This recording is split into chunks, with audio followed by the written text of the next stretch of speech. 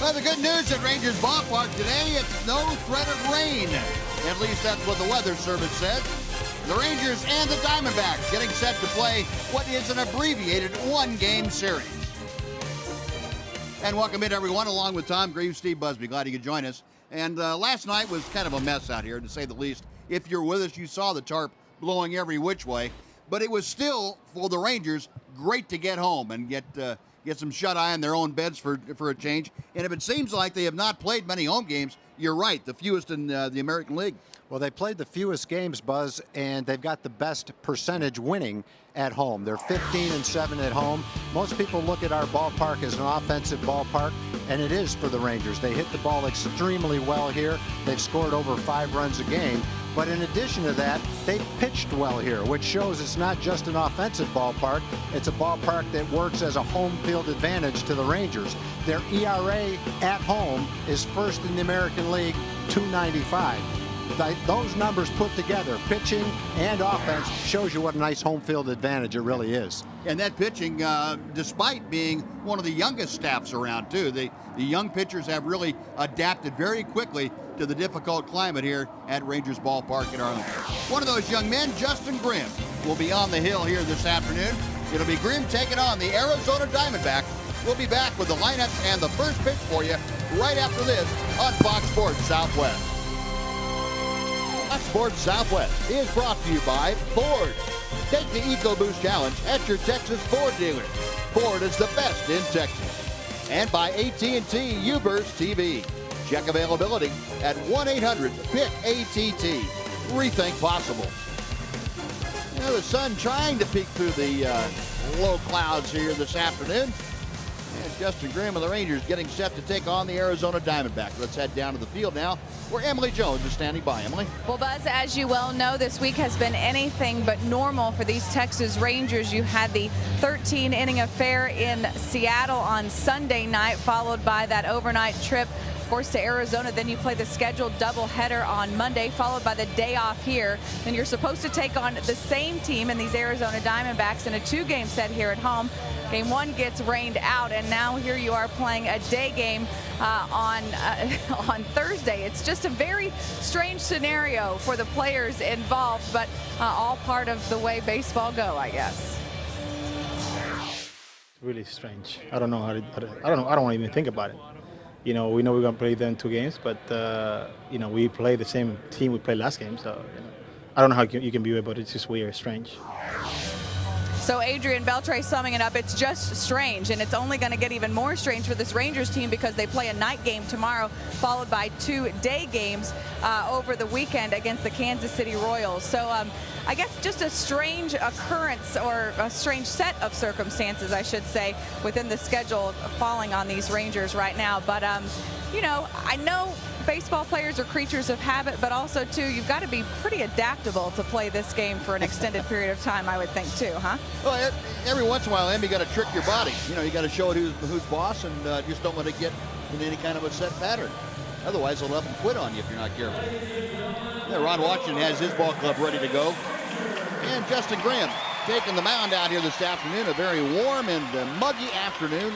A lot of clouds, a very stiff south breeze blowing in from right field here at Rangers Ballpark. Nice crowd on hand here this afternoon. And let's take a look at the Arizona Diamondbacks lineup. Gerardo Parra, the right fielder, leads off. He's followed by Didi Gregorius, the shortstop. Paul Goldschmidt is at first base. The cleanup hitter, Eric Chavez. Martin Prado is at second base. Miguel Montero catches. The DH today and batting 7th is Jason Kubel. Cody Ross in left field. And batting 9th, the center fielder, A.J. Pollock.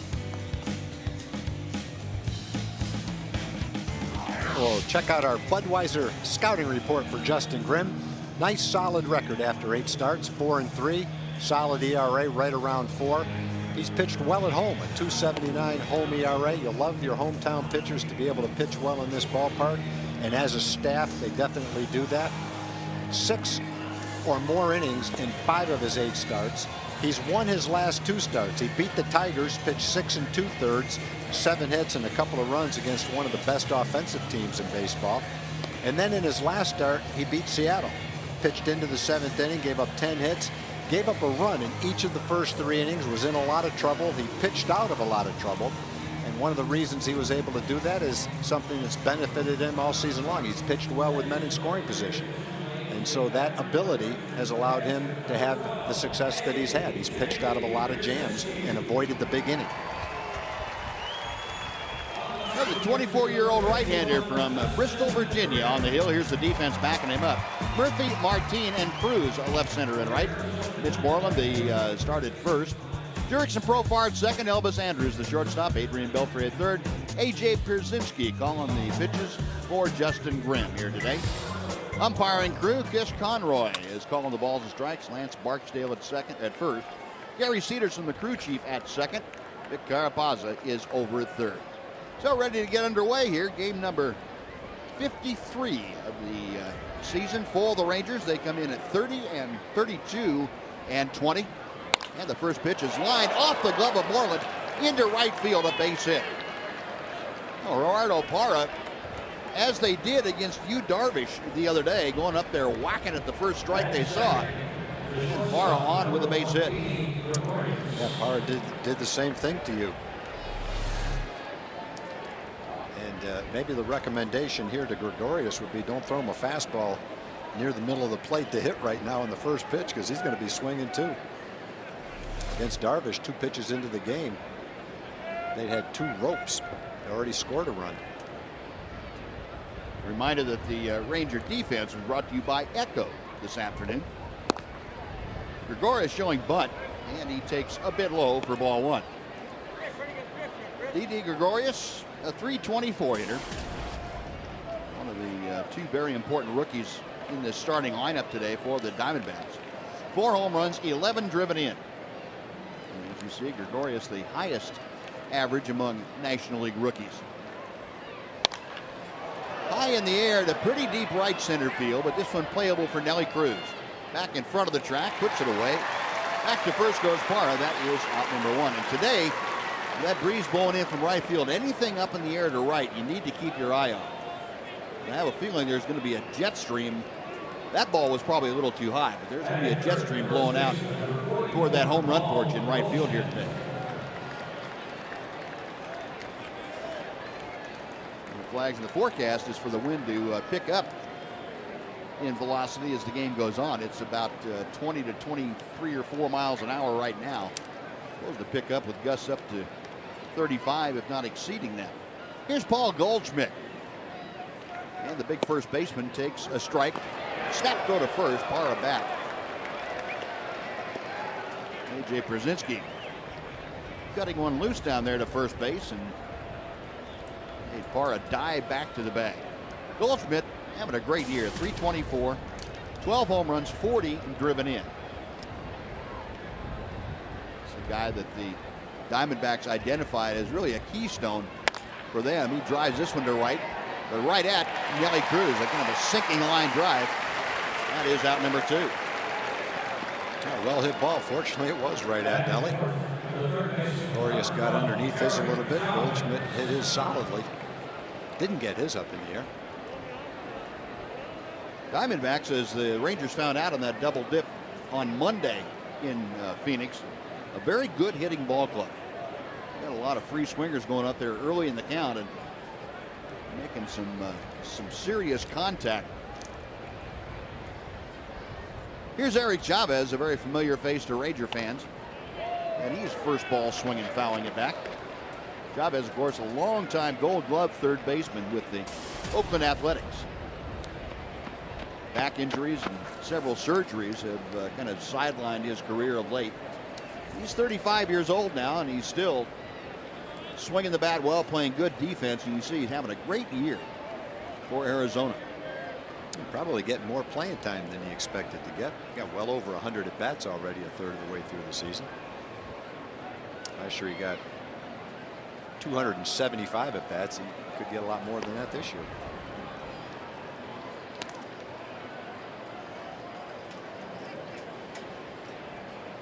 Diamondbacks have had a very good month of May, you can see. Kirk Gibson's ball club, third in both the average and slugging. And a chopper foul toward the Ranger dugout. It's 0-2 now to Chavez. Overall, the Diamondbacks 4th in the National League. He must have gotten hurt. With a 259 average. He needs a new bat. No, he's done. He did something. Huh. Took a swing and just walked right off the field and down into the clubhouse. I don't think I've ever seen that happen before. I think for sure he knew he did it. Yep. Whether it was a rib cage or something on his hand. He was fooled a little bit by an off-speed pitch and he had to reach for it. See if we can see anything unusual in the swing. There's a rib cage. There's his side. Pulled it aside. He's probably done it before. Knew exactly what had happened and knew it was not going to get any better. Right rib cage. That's that oblique muscle, isn't it, Tom? Yeah. And generally, that's about a month. Wow. And there's not much you can do about it. So Cliff Pennington is going to come out and how about this at bat? Maybe the first. Yeah. Good luck with that. 0-2. Sitting there chewing gum, talking to his friends, and hey, you're hitting. Well, the one thing in this kind of an at bat, unless you if you strike out, not your at bat, so you might as well swing hard. When you put it in play, it is your at bat. This might be the only time that Cliff Pennington is a cleanup since maybe high school. But Pennington will be in the ball game now. And defensively, he'll probably play second base with Martin Prado moving over to third. We'll have to wait until the Diamondbacks take that out to the field. You see the numbers on Pennington: 203 with a home run and 10 RBI. And Grimm will again drive Prado back. So we'll give you an update on Eric Chavez if we get it from downstairs, but it sure looked like, for all intents and purposes, that oblique muscle on the right side. Prado a good lead at first. He's staying put, a pitch out and no action there. Now, one thing for Parra, as far as stealing bases go, he's only 4 for 11. He's been thrown out 7 times. As a team, they've stolen 16 bases and been thrown out 16 times. And when you're at that percentage, you're really not gaining anything by stealing a base as many times as they've been thrown out. There goes Prado. The pitch is inside. The throw is late. And in with a stolen base, Martin Prado. He picked the right pitch. That was an off-speed delivery from Justin Grimm, and Brzezinski got rid of it in a hurry. But Prado just too big a jump.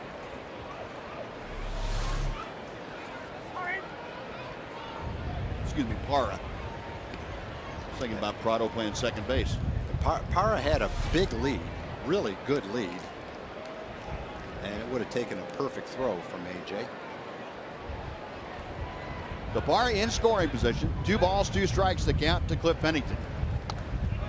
Check swing. The ball out in front of home plate while the appeal was being made down to third base, and Vic Carapazza said no swing.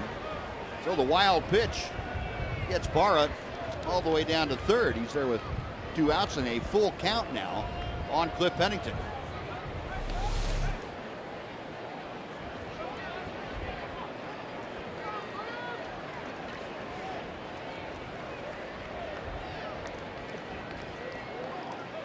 Carapazza had to make that appeal and head down to third base also. Next pitch to Pennington, chop foul. We'll try it again at 3-2. Yeah, he fooled him with a changeup, 3-2 changeup, but he just barely got a piece of it right off the end of the bat.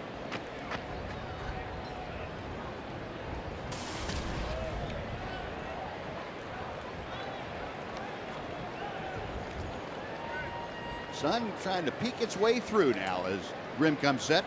Again, the payoff pitch. And again, a chopper foul at home plate. So they're off staying alive.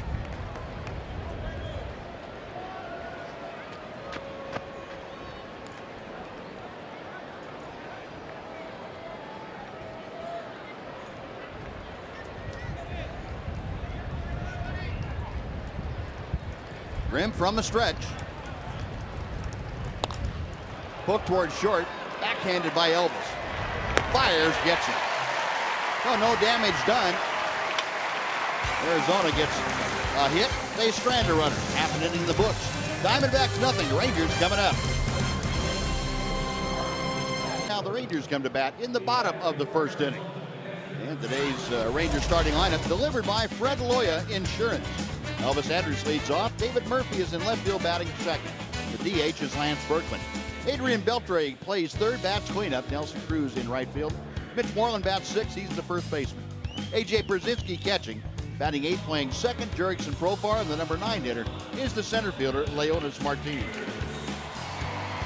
And the scouting report for Brandon McCarthy got off to a terrible start, but his overall numbers are starting to even out. After 10 starts, he's got a 4.36 ERA, 1 earned run in his last 24 innings. He's pitched great in his last 3 ball games. Included was a shutout. 185 opponents average in his last 3 starts to go along with that 1 earned run, and only 1 extra base hit. A terrible start. 0-3 with a 6.75 ERA in his first 7 starts. But significantly better, obviously, since then. And the 6'7" Brandon McCarthy deals ball 1 inside to Elvis Andrus. McCarthy, a 29-year-old, born in California, Southern California, but grew up in Colorado. And ball 2 is high. McCarthy spending a couple of years in a Ranger uniform, pitched frequently in this ballpark. He was with the Rangers in 07, 08, and 09. Spent a couple of years in Oakland. He fires a strike there, and it's 2-1 to Elvis. Elvis at 271. He's had some problems in his career against Brandon McCarthy, just 3 for 18. 2-1 pitch. Chopper to third. And that is where Martin Prado now is stationed. Across the diamond, that is out number 1. Prado, as we surmised, moved over from second to third. When Eric Chavez had to leave the game, Cliff Pennington is now the second baseman. Now, McCarthy has changed his pitching mechanics, Buzz, a little bit to where he gets more ground balls. He throws more sinkers. I guess he's dropped down just a little bit to do that. Throws a lot of strikes and now gets a lot of ground balls. 69.5% of his pitches are strikes. That's the 3rd best strike percentage in baseball, behind Cliff Lee and Bartolo Colon. Tailing fastball for a strike to David Murphy. Used to be straight over the top more, and more of a straight fastball and a big overhand curveball. That's hit off the fist out to second base, where Pennington has it. And Murphy retired, so a couple of ground balls, 2 quick outs, and Lance Berkman will come to the plate. Now, Brandon McCarthy has spent enough time on a disabled list to have a 20-year career already. You think part of the reason for the slight mechanical change was to make it easier on his arm to throw a ball? Well, you know, when he was with the Rangers, when he first started having that, what turned out to be a stress reaction in the back of his shoulder, and his shoulder blade actually, had that 4 different times. And he really tried after the first 2 times to change his mechanics. Couldn't quite accomplish it. The first pitch to Berkman, it's in there for a strike. And finally now apparently has mastered it. You know, changing mechanics for a pitcher, or a hitter for that matter, is not the easiest of things to do. You figure you've been doing it for at least 20 years, and you kind of get set in your ways. Muscle memory is a hard thing to change sometimes. Look at the overshift defensively. Diamondbacks with 3 players on the right side of the infield. Berkman lines one over the second baseman or third baseman, Pennington, into right field, and that is a base hit. So right into the teeth of the ship, but in no man's land out there between the rover and the right field.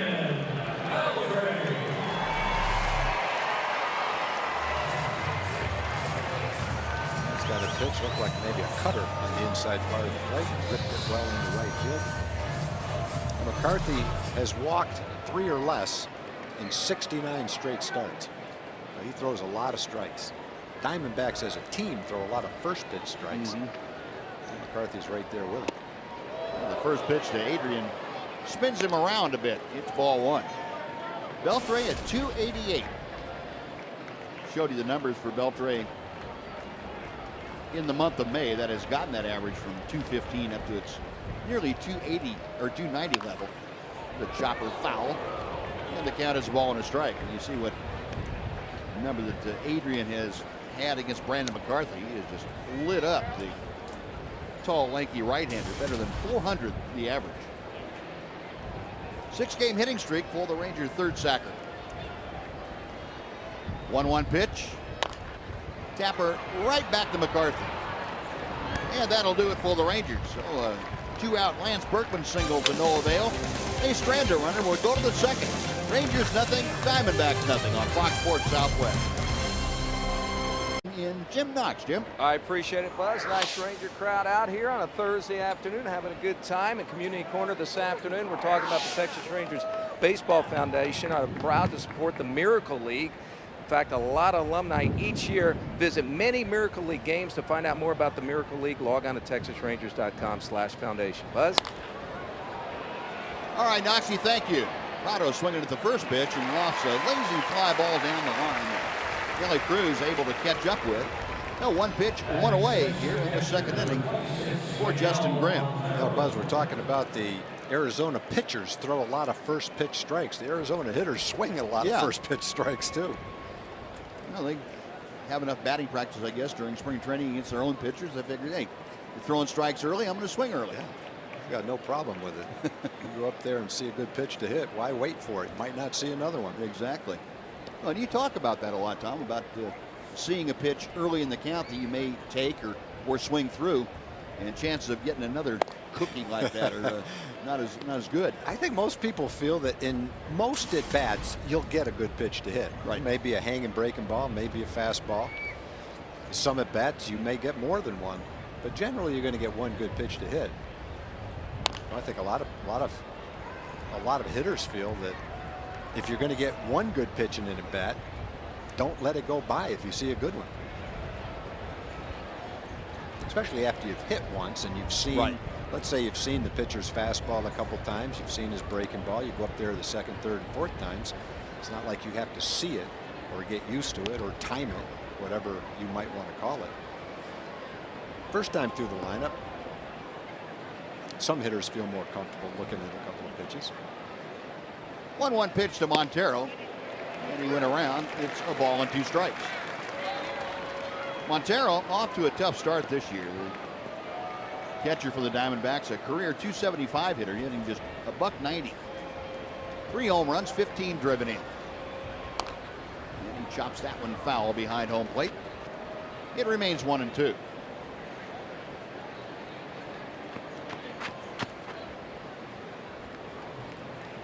Justin Grimm at 4-3 with a .405 earned run average.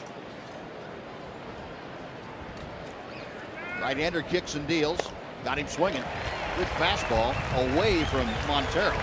And that is the first strikeout for the Ranger right-hander. It came after a slow curveball that Montero looked like he had a pretty good swing at. Wasn't ready for the fastball though. With the location, a little bit of tailing action on it. Pretty good velocity and just threw it right by him. A little bit out of the strike zone, but he couldn't lay off it. No, 2 gone. Here is the Diamondbacks DH. That's Jason Kubel. 1 ball, no strikes. Kubel, .253 the average, 3 home runs and 12 driven in. Grimm back to him. Drops that breaking ball in to even the count at 1-1.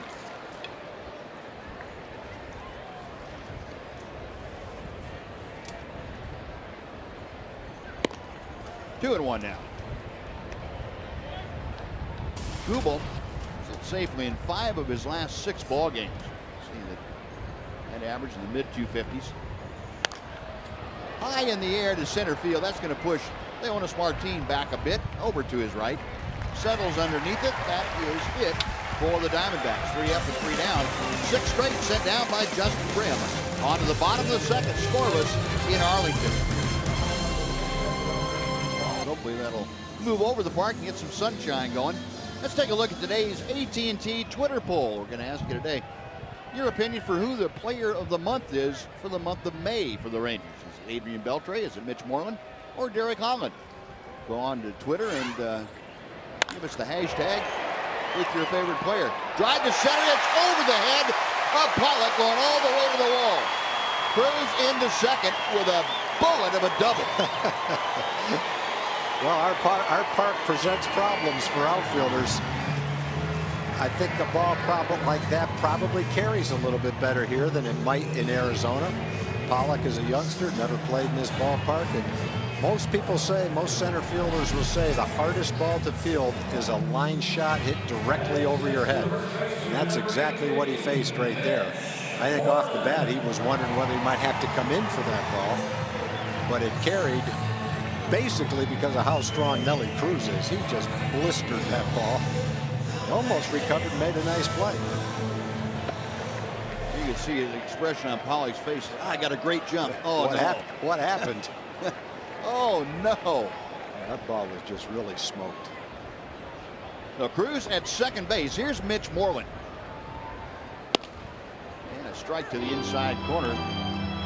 Mitch down in the hole now at 0-1. Moreland at 287 for the year, 10 home runs, 28 driven in. He has enjoyed hitting against McCarthy. 6 out of 15 with a couple of home runs against the rangy right-hander. 0-1 pitch. Sky to left field.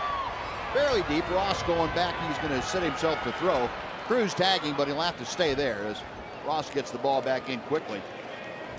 So Moreland can't advance Cruz. And he's still at second with 1 out for A.J. Pierzynski. Go back to that Twitter poll just so folks know when you go to Twitter, if you pick Adrian Beltre, it's hashtag FS Beltre. Hashtag FS Moreland if it's Mitch, or hashtag FS Holland if it is Derek for you. And on Twitter, we'll give you the updated scores for those folks later on in the ballgame. Check swing, the off-speed pitch is over for strike 1. AJ at 274. 4 home runs, 14 driven in, facing a former battery mate in Brandon McCarthy. And McCarthy a little inside move, and Nelly was getting into his secondary lead. Fortunately, nobody was busting in behind Cruz. They would have had him picked off. But Gregorius stationed right where he is positioned right now. He just stayed right there.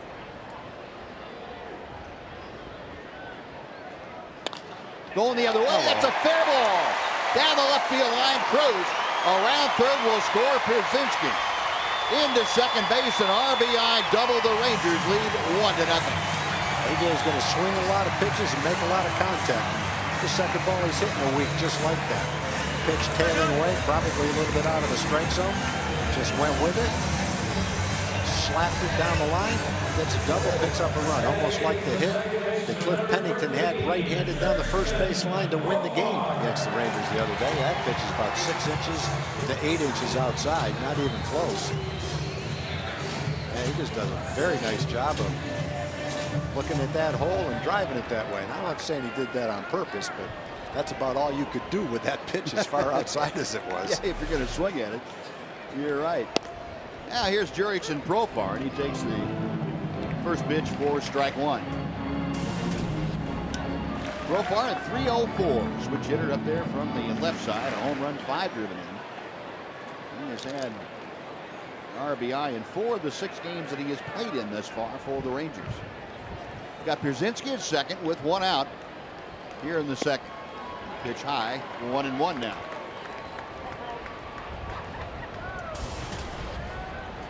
Profar, a 5-game hitting streak. Hit safely in every game that he's played in except the first one. And that one he had a couple of RBI. McCarthy's 1-1 pitch. And he's falling behind now, 2 balls and a strike.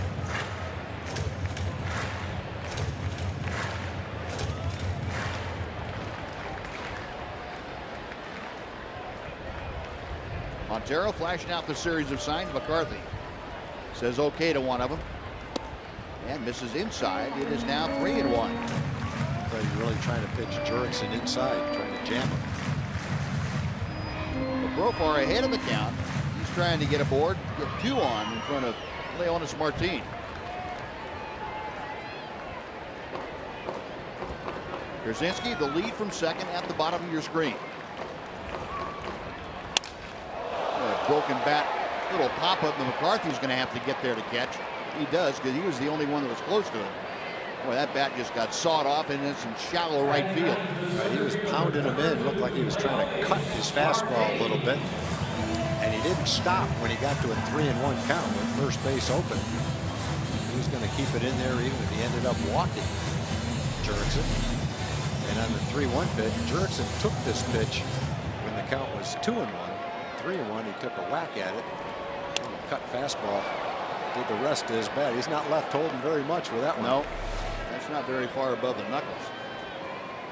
No, 2 outs now. Leonis Martin will be the hitter. McCarthy, a check of Brzezinski. The breaking ball is low and inside. 1 ball, no strikes. Leonis, remember, had an 8-game hitting streak. That was snapped the other day in Arizona. Since then, he's 0 for 6. 272 the average. Half a dozen RBI. Up the middle, into center field, a base hit. Brzezinski being waved around third will score without a throw. And a big 2-out RBI single by Martin. The Rangers jump on top 2-0. I love those 2-out base hits. Nice soft double by Brzezinski right down the left field line. Just stroked it down there, and then Martin just stroked one up the middle. Looked like he might have hit a little bit off the end of the bat, but he found a hole by the shortstop in the center field. It's a curveball. Just past the outstretched reaches of Gregorius, who, based on the short sample that we've seen, looks like a terrific shortstop. Couldn't quite get to that one.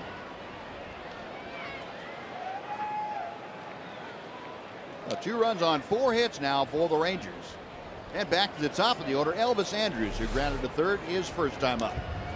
We'll see if Leonis set sail. And there was a time when Brandon McCarthy was very easy to run on. When, as Tom told me, when he came straight over the top, he had a big, long delivery. But in the last few years, he's been able to shorten that delivery up a bit and do a better job of preventing large jumps from good base runners. Put the home plate that time, and he throws strike 1 to Elvis. Yeah, Elvis was taking a pitch, anticipating that Martin might go. I think Leonis wanted to, but got a late jump and decided not to. Probably a good choice. McCarthy set. A little slide step that time, hits the outside corner. Elvis not very thrilled with that call by home plate umpire Chris Conroy. It's no balls and 2 strikes. Not sure where that pitch was. From up here, it looked like it was outside, but we're not quite as close as Chris Conroy. Like number 1 was inside. Number 2 actually caught the outside corner. Shows you how hard it is to umpire from up here. 0-2 pitch. A ball and 2 strikes.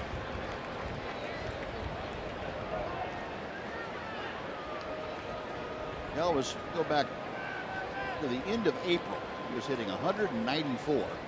Since then, he's hit 329. Covers 33 games. He got that average back to 270. It's fouled away to the right into the second deck. It's still a ball and 2 strikes. The Rangers in this inning have grouped 3 hits together. One of them a very big 2-out single for Leonis Martin, driving in A.J. Brzezinski. Brzezinski had the RBI double with 1 out to drive home Cruz. McCarthy again stepping off quickly this time, giving Leonis something different to look at first base.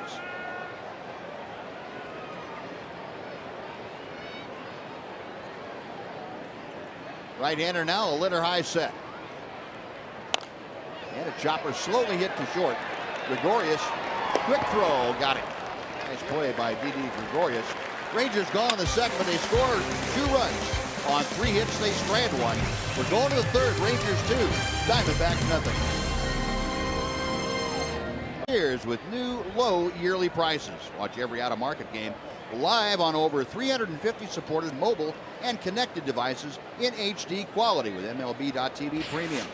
Visit MLB.TV today. It's MLB.TV. It's baseball everywhere. Cody Ross leading off the Diamondbacks' 3rd inning. The Ross, Pollock, and then back to the top of the order for Parra. Justin Grimm with a 2-run lead working out there. Misses outside the breaking ball, and that makes it 1-1. Ross, a .277 hitter. Now, Ross is 32 years old, still in fine shape, but he was an attractive free agent, not one of the high-priced ones. Another bat bites the dust. Elvis, a long throw, plenty of time to get there on Ross for out number 1. I thought the throw was going to be a little bit high. Ross was an attractive free agent, signed with the Diamondbacks. Had a good year last year for the Red Sox. I think it might surprise people. 22 home runs and knocked in 81 runs last year. Good player. He and Jason Kubel switching off for the most part early in left field. So 1 out. A.J. Pollock, the young center fielder, will step in. Pollock hitting in the number 9 slot. Another one of those outstanding Arizona rookies. Takes a strike from another pretty good rookie. That's Justin Grimm. Pollock's been hot. 12 for his last 25 to get his average up to the 273 where it is right now. A lot of doubles for Pollock. Skies this one to right field. That's going to push Cruz back going toward the corner. Now Nelly has to stop as the wind. It looks simple, but it's not. That all over the place. All I have to do is watch Nelly tracking that to know it's not simple. You can see him saying it went up. He thought it was going to carry, and then as it came down, it came back toward the infield and toward right field a little bit. We still haven't had one of those line drives, kind of a high line drive that normally is affected the most by the jet stream. This just got up there so high, and then that space between where the roof ends and the second deck begins down the right field line, or third deck. That's where the wind really comes in and affects the fly ball about that height. Yep, and that definitely knocked it down. So 2 gone. Back to the top of the order. Gerardo Parra swung at the first pitch he saw and banged one off the glove of Mitch Moreland for a single. He's been the only base runner thus far against Justin Grimm in this game. 1-0 pitch. Good breaking ball to even the count. And a ball and a strike.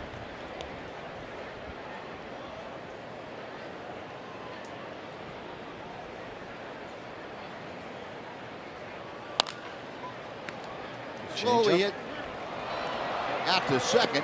Parra, Parra's thrown out by Profar by just a whisker.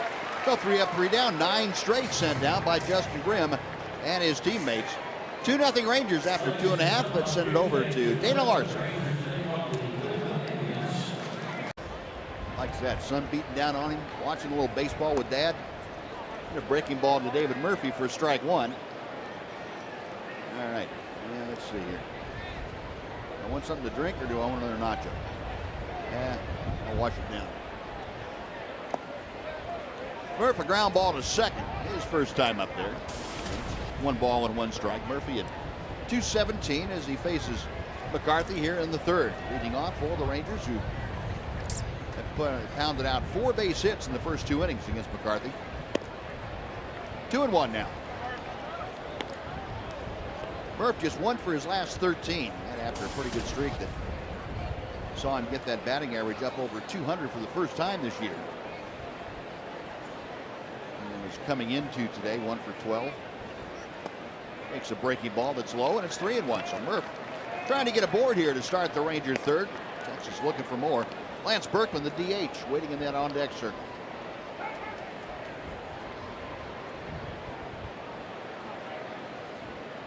.3-1 pitch. Up the middle into center field, a base hit. David Murphy stroking that right back through the box. And Murphy aboard. 5 hits now for the Rangers. 1 on, nobody out. Lance Berkman coming up.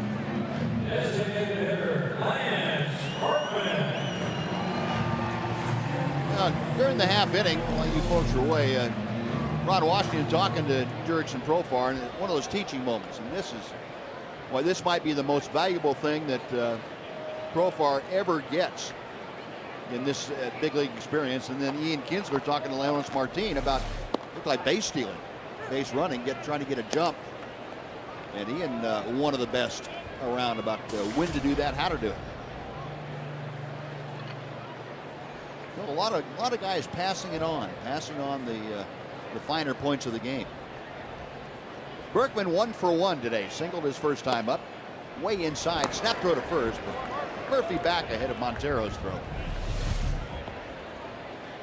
Ian, again, talking about Leonis Martin.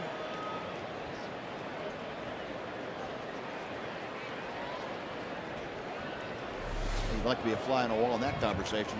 Pick up some information that you pass on. That boy got a great break on the wrapper out there. And picked it up in between pitch. Brandon McCarthy's ready to throw the pitch out of it. Something pitch to the hitter and the bat boy halfway out to the pitcher's mound. 1-1 to Berkman. The toss over drives Murphy back. Got some birthdays, Buzz, from yesterday. Ruth Taddeo from Garland, 98 years old. She just moved here from Buffalo. 98 years old yesterday. Not much we could do about that, Ruth, with no game being played.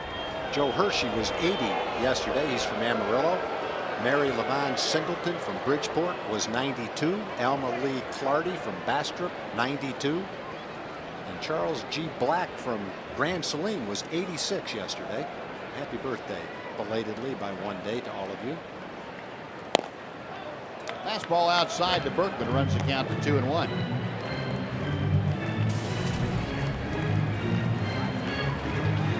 Lance tailed off a bit the last 8 ball games, as you see. He's gotten that average back up over 290 now. He's got Murphy at first. 2-1 the count with nobody out. Fastball fouled straight back. 2 balls and 2 strikes.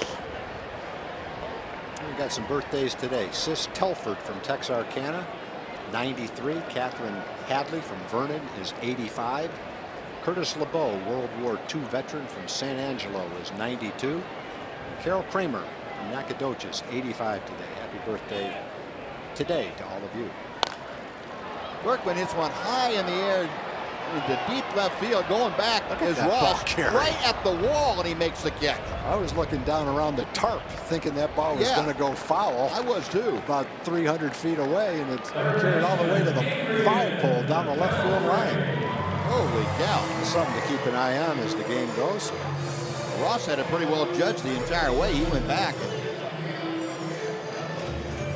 Man, that thing almost got to the wall. Yeah.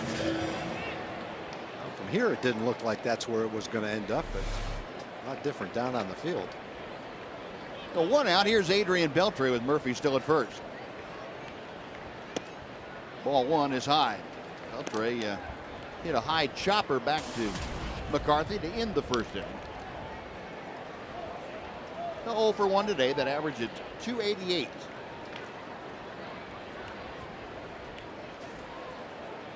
McCarthy. Couple of looks at Murphy. Pitch to Beltre. Got him on the off-speed pitch. It's 1-1.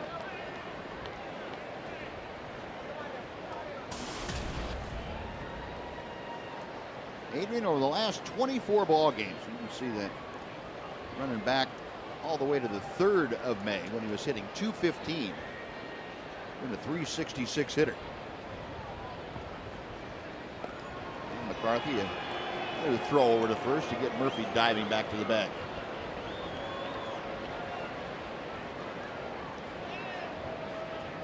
A ball and a strike. Beltre stepping in with that 6-game hitting streak coming into this game here today.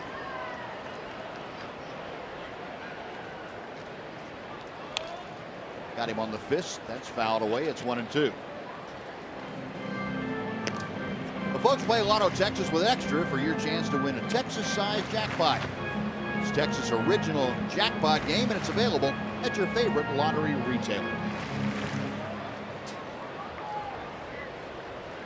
A ball and 2 strikes to Adrian Beltre. David Murphy, the lead from first. And McCarthy comes second. Breaking ball, that's hit well to left field. Ross is going back. It's over his head and off the wall. Murphy being waved around third. Here comes the throw from Gregorius. It's high. It's over everybody. Down to third goes Beltre. He's in. An RBI double. The Rangers lead 3-0. Well, Gregorius had a great chance to throw David Murphy out at the plate, but in his haste to get rid of the ball, it looked like he never got a grip on the ball, and the ball slipped out of his hand and went right over the catcher's head. But had he secured the ball and made an accurate throw, he had a great chance to make the play. Ball comes off the wall. Looks like it was going to be a little bit easier to score than it turned out to be. Great relay throw from Ross. And then the high throw home by Gregorius on a ball that just really appeared to slip right out of his hand. Yeah, you're right, Tom. If that throw had been down anywhere close to home plate, Murph was a dead duck. But Gary Pettis making the call, and it worked out for the Rangers. Now Nelly Cruz, first ball swinging, he fouls it straight back and out of play. It is 0-1. So Beltre, the RBI double, advances to third on the throw. Beltre with his 32nd RBI of the year, and Nelly Cruz at the plate has 35 of them. Infield all the way in for the Diamondbacks. They trail 3-0 here in the third inning. Base hit to left field. In to score is Beltre. Nelly Cruz rings up another. 4-0 Texas.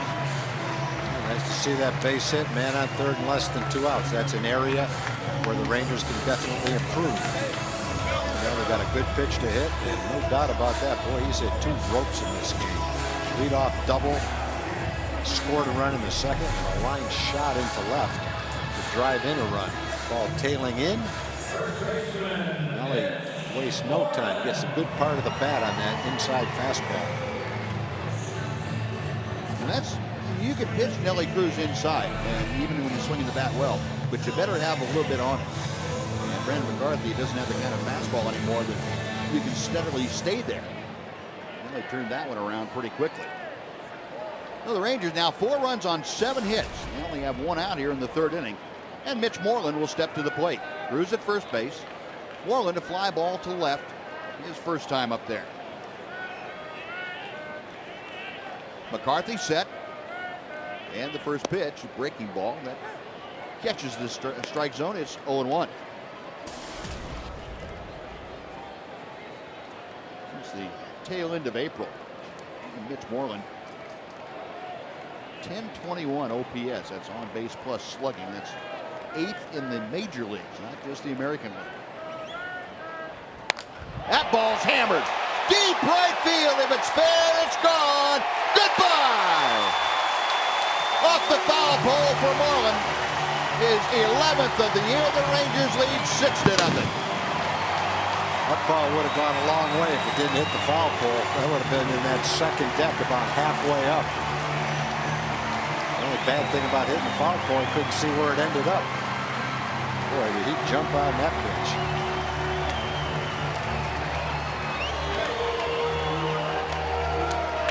We talked about Brandon McCarthy. In his last 3 games, he's given up 1 earned run. 7-inning, 8-inning, and 9-inning ball game. 24 innings, 1 earned run. The Rangers have pounced on him for 6 of them so far in this game. 385 feet.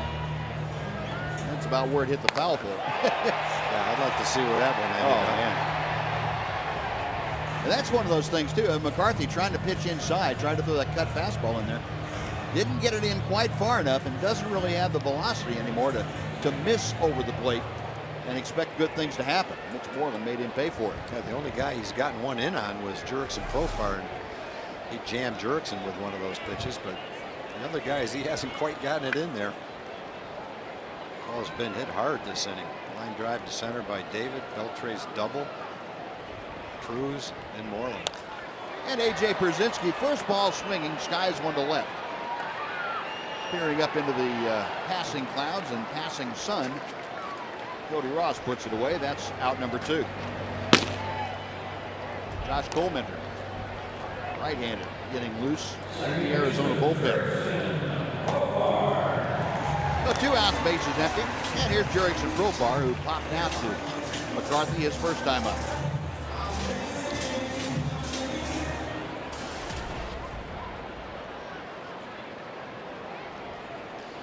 Profar hitting out of that wide open stance. McCarthy's first pitch to him. Hits the inside corner with a fastball. It's 0-1.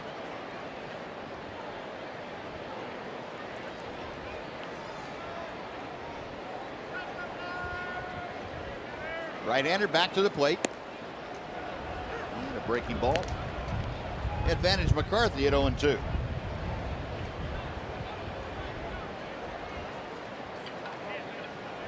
So far appearing in his 16th big league game over the last couple of years.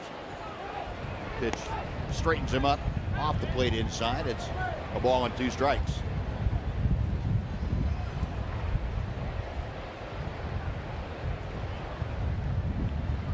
Once the backdoor slider. Didn't quite get it there. It's outside.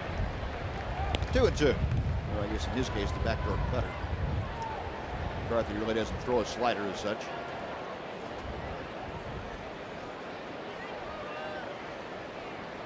Into the wind, and the right-hander deals. Popped up, foul territory. Wind pushing it over right at the railing. Prado has to brace himself. Can't quite reach it. Montero also over to take a look. And it remains 2 balls and 2 strikes to Jurickson Profar. Buzz, you're talking about a slider and a cutter.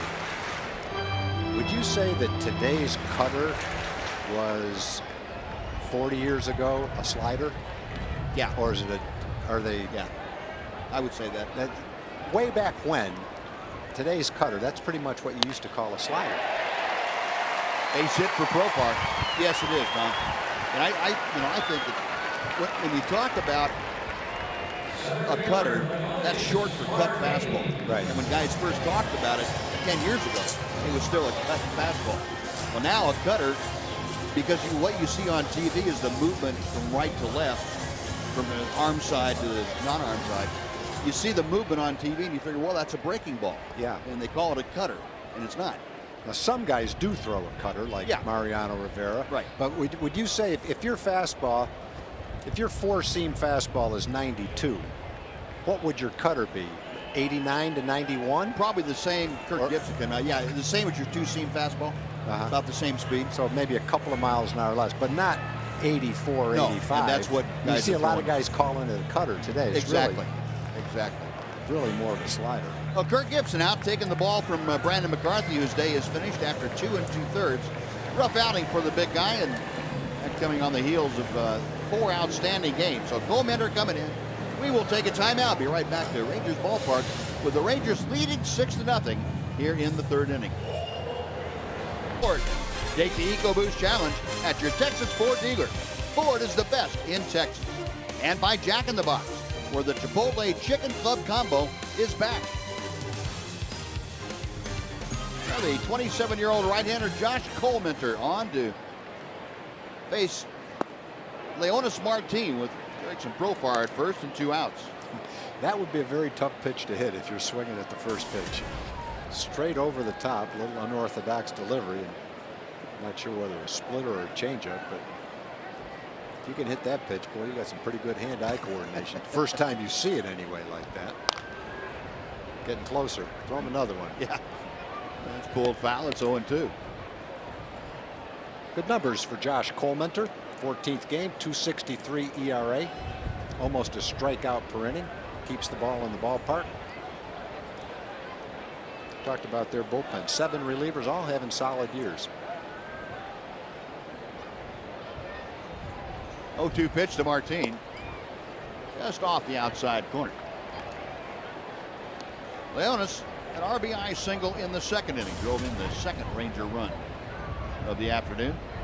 Almost 300 in his last 32 games. Call strike 3. Coleminter straight over the top, and he hit the inside corner. And that'll do it for the Rangers, but they put 4 more on the board on 5 hits. The big one, the blast by Mitch Moreland off the foul pole. We're going to the 4th. Rangers 6, Diamondbacks nothing on Fox Sports Southwest. On the border for dinner every Tuesday night through August the 13th. And enter to win free Rangers tickets plus a VIP Rangers experience. Visit OTBFanzone.com for more details. Now we go to the top of the 4th inning. Rangers leading 6-0. And joining us now, and we're very appreciative of him taking the time, the Rangers CEO, Nolan Ryan. Nolan, thanks for stopping on with us. Hey, Buzz. Good to do it. Kind of a weird night last night, Nolan. You guys, tarp didn't get put down, but you guys had a call to make, which you don't see very often. You and Ron Washington and Kirk Gibson out there trying to decide whether the field was playable or not. Well, you know, it was unfortunate that with the wind that came up with that thunderstorm and it got the tarp, and we weren't able to get it on maybe as quick as we'd liked, and the damage was done. The field was wet, and then, you know, the ground crew tried to salvage it after the rain, and there just wasn't any way that we could dry it out, and it was so soft on both baselines, and then at third base, you just didn't want to get anybody hurt. Did you have any fear that you might not be able to get it ready for the day game today? No, Dennis said he would stay all night and get it done, and he assured us, and you know, with his history and his ability, we knew that wouldn't happen, and so that ground crew worked a long time last night, and they replaced a lot of that. They dug it out and replaced it with new soil and the whole deal. Wow. So to have this field in the playing condition that it's in today, it was a real commitment on their part. Well, you know, in the minor leagues, Nolan, as you well know, on that kind of a night, everyone in the front office would have been out there working. Did you have any inclination to send Jim Sunburn out there to try to help you what, we couldn't find Sonny. I don't know. I think he was afraid we were going to recruit him, you know. And yeah, in the minor leagues, they call it all hands on deck. They have to put out roll out the tarp, roll the tarp up, and then if you have a situation like that, everybody's out there working on the field. Yeah, I think Sonny was up here hiding with us. He didn't want any well, you know, he's probably in there in Wanda's kitchen trying to find out what there might be to eat. Well, Goldschmidt reaches out and slaps one into left field. That's a base hit. Just the second hit of the afternoon for the Diamondbacks against Justin Grimm. You know, Nolan, every time we watch Justin Grimm and Nick Tepish pitch, we watch their progress. What have you seen from their first start to their 8th or 9th start? Well, you know, their confidence level is elevated. Their comfort level on the mound, and they know they can pitch in this league, and I think it is showing in the way they've gone about their work. And you know, I just marvel at these two guys because they don't act like rookies. They don't act like they're overwhelmed at all. And I tell you what, the job our development people have done with these guys is just they're pitching like they have much more experience than they do on the major league level. 1-0 pitch coming to Pennington. That is on the outside corner. Yeah, you mentioned the minor league development, and they've done a great job. But both these guys also came out of a college program where they saw pretty good competition. Is that a big influence on a pitcher at this stage of his development? I think it is. I think college pitchers come out and they're more mature. They have that experience behind them, and they're older. So I think that they get to the big leagues quicker, and you don't have that maturing aspect of it with them. And so I think when they come out of an excellent program, I think it has a real impact. So I think a lot of people that are looking to build a club maybe quicker than you would if you were drafting 18-year-olds or going down to the Latin American country signing 16-year-olds and know that it's going to be a longer project. So I think you can get quicker results by going to college talent if you can find the right talent. Nolan, we've got the draft coming up in just a little while. Do the Rangers have a particular preference as far as the high school or college pitcher? Well, I think what they've seen this year is there seems to be a lot of strength in the draft in left-handed pitchers, which is a little unique. I don't think you see that, and so I think that they feel like there's some strength there. And I don't think they've formulated yet. They're putting that together on what they're going to try to target and who they feel like they might have a shot at. Cruz makes the catch. Everybody stays put, and that's out number 2 as Prado skies out. It'll bring up Miguel Montero.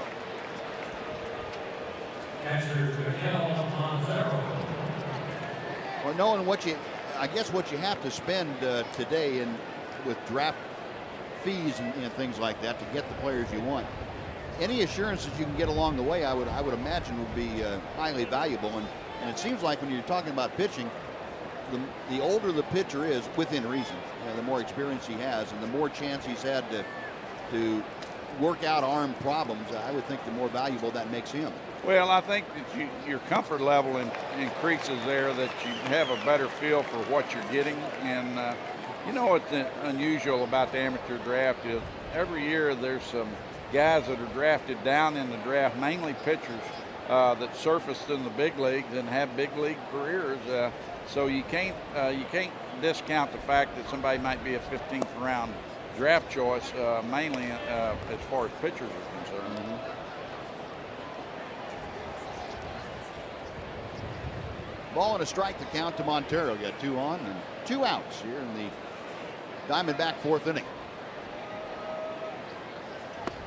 You know, talking about that rain out last night, I don't think that rain out, I think it came at a good time for us. You know, we've had a real tough travel schedule the first part of the season. We've been gone on the road more than any other team in Major League Baseball. And I think having 2 back-to-back days and giving these guys a chance just to catch your breath and settle in, I think is going to pay dividends to us. Got him swinging. Well, Buzz and I can agree with that from the old broadcaster's point of view. Old is right. Noah, thanks for joining us. Right. Sure appreciate it. Yeah. Diamondbacks gone, and they strand a couple on a couple of hits. After 3.5, Rangers 6-0 over Arizona. 6-0. We head to the bottom of the 4th, and Buzz and Tom, big happenings this Saturday before the game. Honor of Dairy Month. Dairy Max is sponsoring a cow milking contest, also an egg tossing contest between Ranger pitchers. Give you an idea what an egg tossing contest is. You got to toss it nice and slow. There you go, big guy. Very nice and slow back. And the trick is don't have the egg broken right here, like that. A little fastball right there, guy. That was a good one. All right.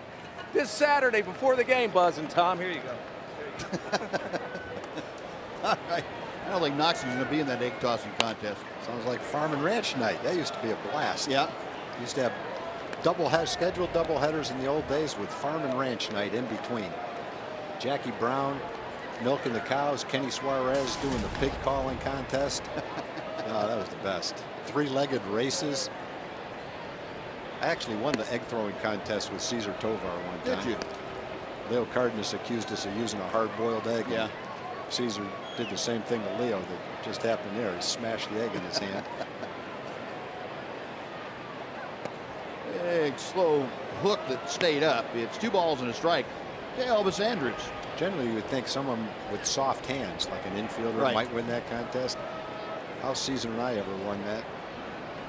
We weren't exactly gold glovers, but somehow we had the right egg, I guess. Not saying you had soft hands. No, not really.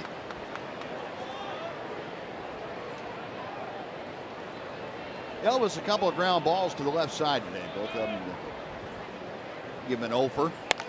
Gets this one out of play to the right. And the count remains 2-2.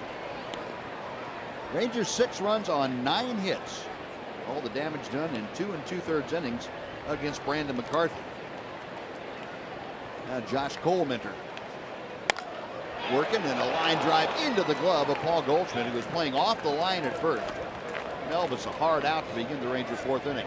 Let's go down to Emily Jones once again. Yeah. Well, guys, also before Saturday's game, it is a very intense competition going over at the Rangers Youth Ballpark as Fox Sports Southwest teams up to take on ESPN Dallas in a game of throwdown wiffle ball. There you see Team Fox Sports Southwest headlined by such athletes as Dana Larson and LaDainian Tomlinson, Mark McLemore, Craig Ludwig.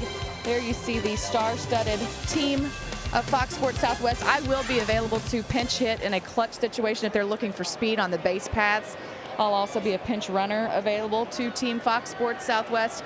ESPN Dallas counters with a lot of spares that I can't even bring up because I'm trash talking right now.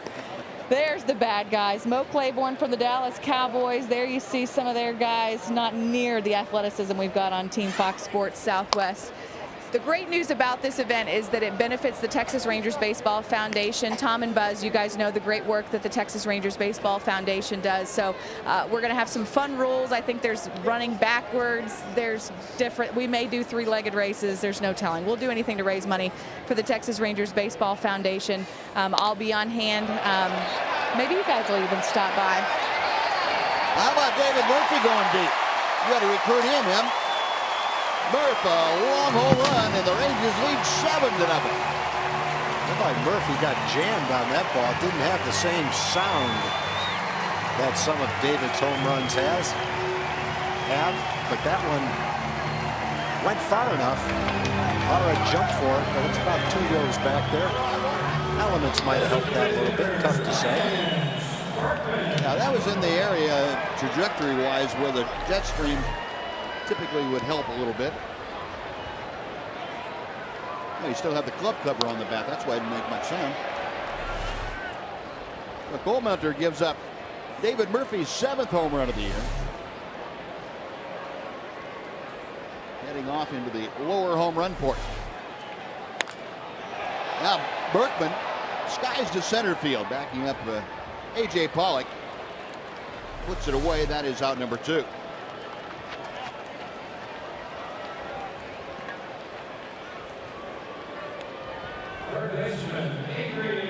Murph get just enough of that to drive it into that first row right over the rim.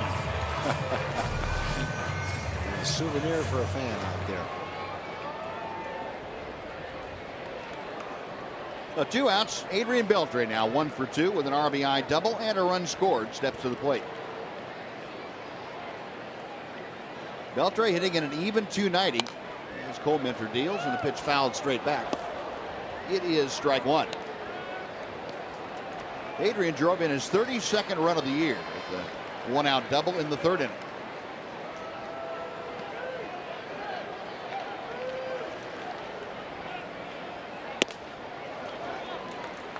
A ball and a strike now.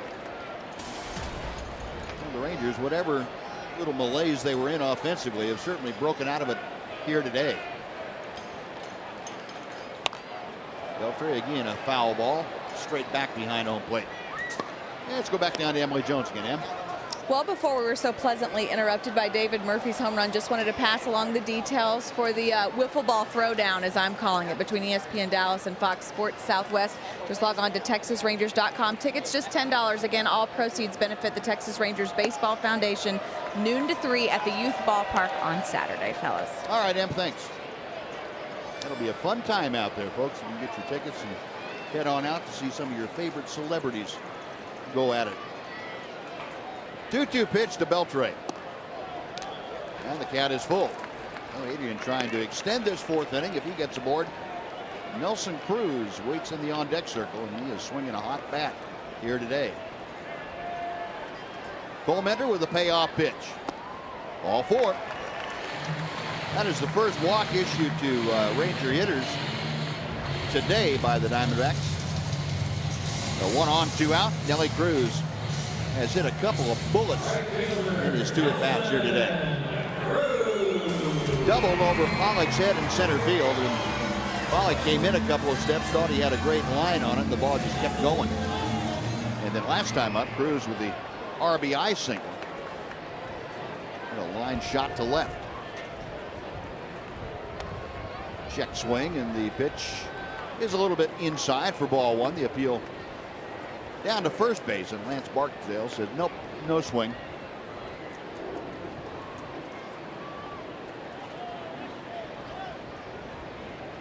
I mean, Nelly's been swinging to that. It might be one of those days where he just goes completely crazy. Checked his swing there. The off-speed pitch finds the mark. A ball and a strike. Nelly sat out the 2nd game of the doubleheader after having a kind of a tough first game. It looked like the last couple of days in Seattle, he was starting to get his stroke back a little bit, driving the ball to right field. Wave and a miss here, and it's 1-2.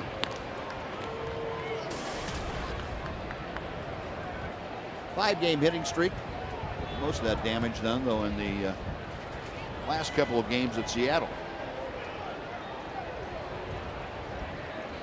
Cole Mentor ready.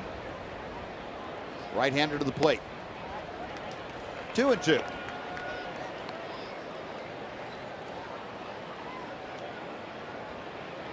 Justin Grimm with just his jacket draped over that shoulder. David Murphy. Probably Grimm's favorite now after that home run this inning. A little nubber down the right side. That goes back into the seats. And we'll try it again at 2-2. The Rangers a pair of home runs today. A solo blast by Murphy this inning. Last inning was Mitch Moreland with a 2-run home run. Rangers now with 66 home runs as a team. Got him swinging. Fastball up, and that kind of tied up Nelly Cruz. Side retire of the Rangers score a run on David Murphy's 7th home run of the year. They strand a runner. We're going to the 5th. It's now the Rangers 7 and the Diamondbacks nothing on Fox Sports Southwest. Sunny afternoon. That's Jennifer Donaldson, Davis Donaldson, and friends at the ball game. I might mention Jennifer Donaldson was the winner of our fantasy football league last year. She put the rest of us to shame.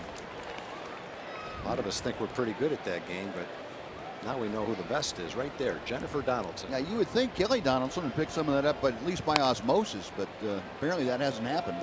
Evidently Jennifer doesn't share information at home with Kelly. Oh, okay.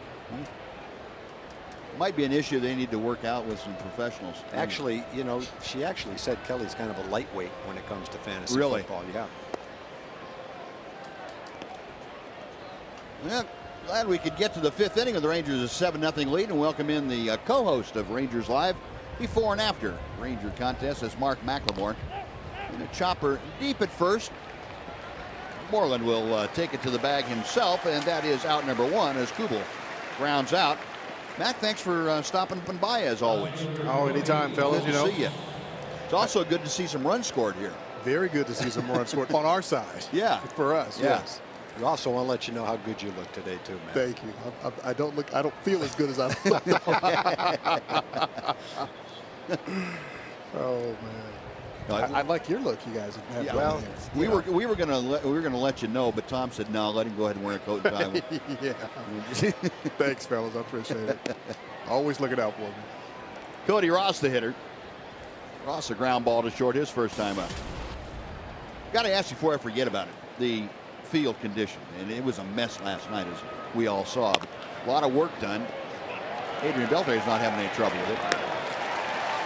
What kind of an impact might that have? They had to take a lot of dirt out because it was so wet last night and basically rebuild the entire infield. Is that a tough thing to do to play on right away?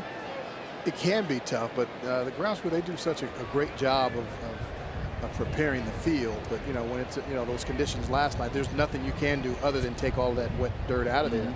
It wasn't going to dry out in enough time, so they had to do something. Like a play right there, number one, Beltre would not have been able to even start to go to his left. He probably would have slipped.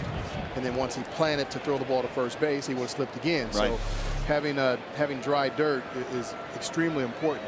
And for an infielder, that first step is hugely important. So when you're taking off, it's just a reaction. You're not thinking about it. It's a reaction. So you can't stop and think, well, it's a little soft. I can't go after this ball hard.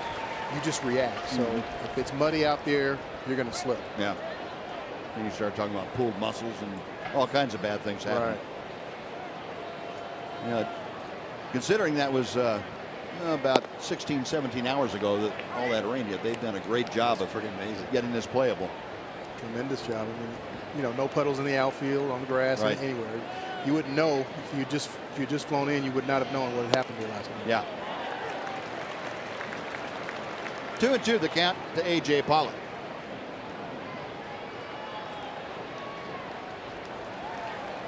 Justin Grimm just allowed 3 hits through his first 4 2/3 and make that 4 hits as Pollock gets one up and out over the plate and sends it into center, a 2-out single, and it'll take the Diamondbacks back to the top of the order for Gerardo Parra. Well, 4 hits, they've all been singles.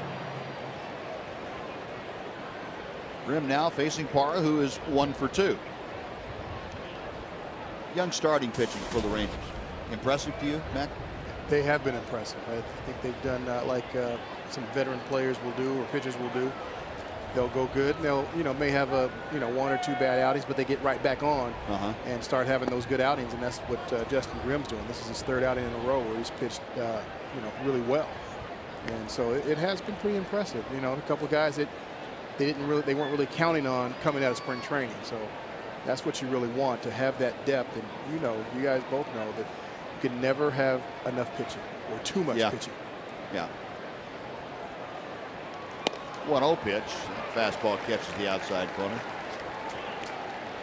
I had heard an interesting comment the other day talking about depth. They said that depth is fine, but it doesn't help you until it produces. And the Rangers have found out that their depth can produce this year. Right. I mean, you can be prospects for however long you want to be. Sure. Prospect doesn't mean anything. Can you come up here and produce at the big league level? That's the bottom line. So that prospect label is going to leave at some point, and you've got to start to produce. And these young guys have been doing that and doing a really good job. Everybody, not just the pitchers. That's a really good point, Buzz. Everybody's got depth. Yeah. No matter who gets injured, Right. someone's going to come up and take their place. Right. But I guess I never looked at it that way. Depth, really, going along with that is depth is they can also play. Otherwise, who cares? Yeah, we got 150 guys in our minor league system. Find anybody to come up here and play second base and fill in for Ian Kinsler, but it really helps if they're pretty good and can play. A lot of pitchers that could come up and step in, but can they do what Nick Tepesh and Justin Grimm did? That's depth. Well, we've seen that, year after year. It seemed to have, with the exception of a couple, but had a lot of young pitchers come up to the major leagues and maybe have 1 or 2 good ball games, and that's been about it. Nice play by Elvis, just in time to get the speedy. That'll do it for the Diamondbacks. They strand a runner. Bottom of the 5th coming up. Rangers by 7. I want to take a look at that nice play that Elvis ended that top of the 5th inning on. He goes to the left, and that's the easy part of it. This is the tough part, making and planning and making a tough, strong throw to get the speedy par at first base. Elvis can get to a lot of balls, but this is where range takes over, being able to get the out. That's what constitutes range, being able to make the out, not just getting to the ball, but having a strong arm to finish off the play. Otherwise, it's just a nice attempt. It's Moreland leading off and fouls one down the left field line, back into the seats. It's on. That could be kind of like hitting a drive right down the middle of the fairway and then having your next shot, simple shot, go in a trap. You just really nice drive, they say to guys that do that. Well, nice pickup, but if you don't make the throw, what good is it, right? Exactly. Who remembers it? Up and in to Moreland, and it got him. Came up and a little too far in. Cole Mentor, after the home run last time against McCarthy, and Moreland going the other way with the first pitch, came off the plate inside to send a little message, say, hey, don't be hitting that ball out there. And it got too far in. Looked like a glancing blow. I think the catcher took the worst run of it than Mitch did. That hit Montero in 6 different places.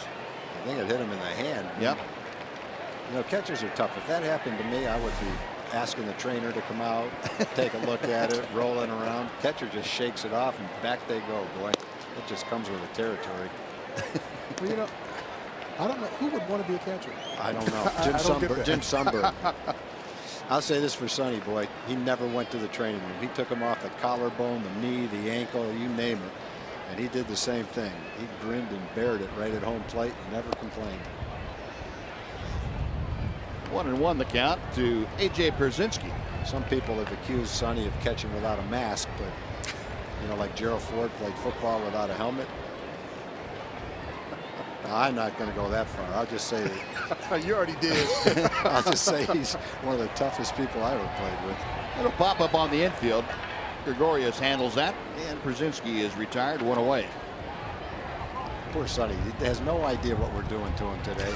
Sitting down there enjoying a ball game. Oh, he'll hear about it. We're just looking down, just taking shots at him all day long. Somebody's going to text him. He'll figure it out. He'll hear about it very shortly.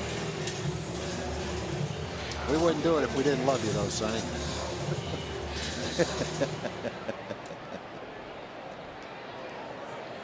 Here's Jerickson Profar, who is 1 for 2. Singled his last time up. Moreland at first. Cole Mentor's pitch.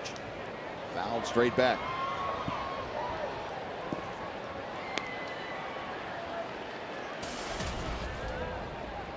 Profar with that average now up to 320.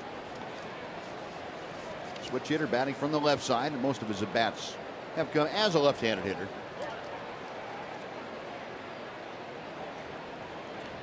Cole Mentor, a check of Moreland, and the plate he comes. 1-1. Jurickson only 8 at bats as a right-handed hitter against left-handers. 2 for 8.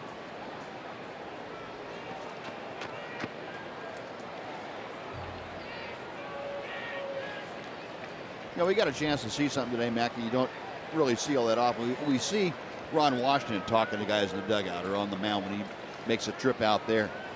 You get a chance today to see there's a base hit for Popart, his second of the afternoon. You get a chance to see Ian Kinsler talking with Leonis Martin about base running, about some of the finer points. Really great to see guys that are not involved in the game, or even that are, passing on the information they've gained through their experience to the younger players. You don't see it as much as I remember it. I mean, maybe it still happens, but I just don't see it like this as much.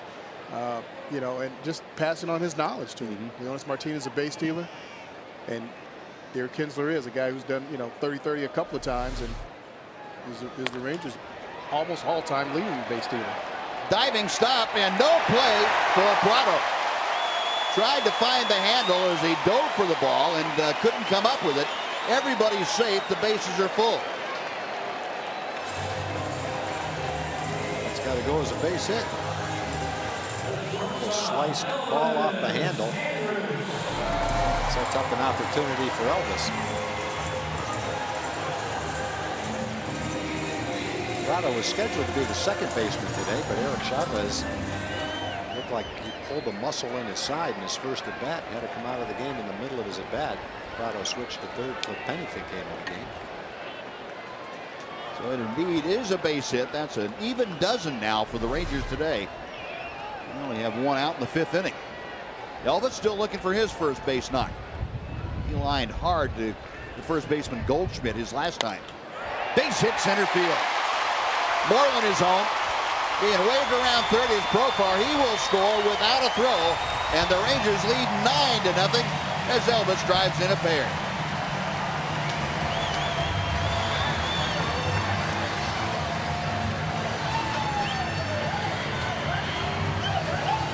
A lot of smiles in the dugout. Nice to get back home.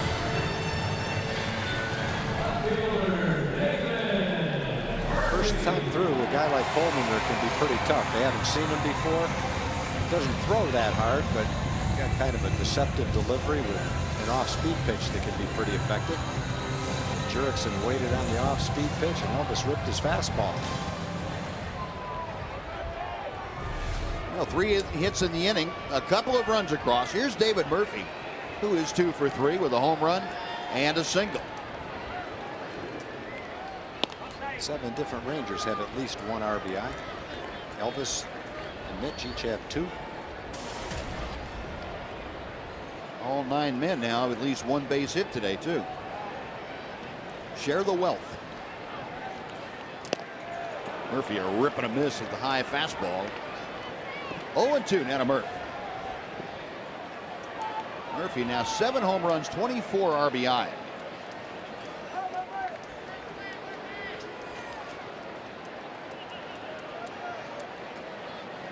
Coleman back to the plate. Couldn't get Murphy to climb that ladder. 1-2.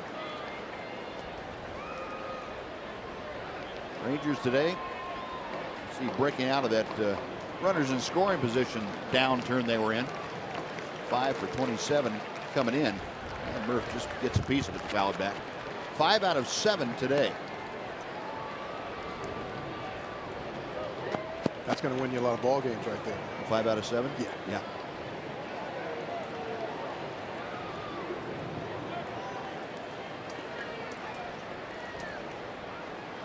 Again, the 1-2 pitch coming.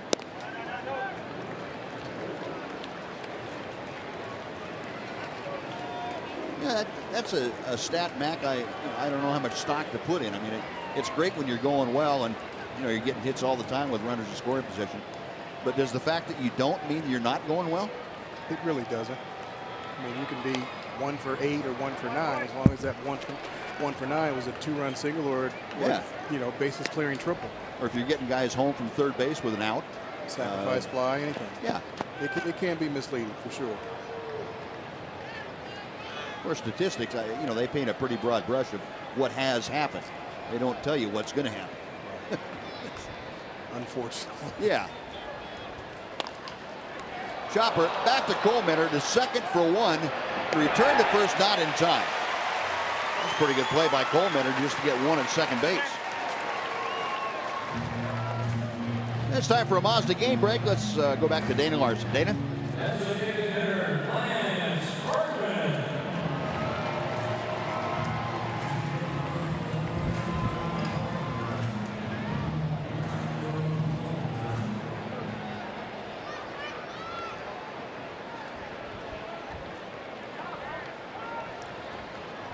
All right, Dana, thank you. Those pitchers, boy, they're coming to play. You see how excited he got from that tag? He doesn't even know Travis Wood. We're brothers now. I can tell you that. Get a grand slam, he'd be part of the pitchers union. Got to be happy for him. I mean, that may be the only one he ever gets. No, I'm extremely happy for him. I can tell. I'm not. It's a dangerous thing, a pitcher with a bat. Yeah, it is. And today you kind of wonder with guys, you know, with the DH starting in Little League, whether guys know which end to hold. I mean, it's a problem. They got to come with instructions. You know, this end up or something like that. Basically, Wash tells the pitchers, do anything you want, just don't get hurt. Yeah. Berkman fouls the next pitch back, and it's a ball and 2 strikes. Hopefully get a bunt down if it's in order. Well, the guy that's hitting the ball pretty good this year is Scott Feldman. Got that big hit against us. He's had a few other big hits over there. So it's 5 and 4, having a nice season for the Cubs.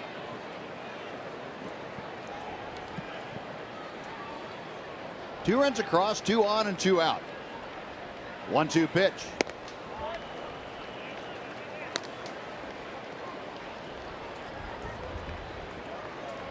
Berkman 1 for 3 today. He's had a first inning single. Since then has flied out a couple of times. Rangers have scored in every inning except the first. And ball 3. Well, with 2 outs, Miguel Montero telling everybody he's going to wind it up at first base. David Murphy will be off and moving with the 3-2 pitch. And if Lance Berkman is able to keep this inning going, Adrian Beltre will get a shot here in the 5th inning.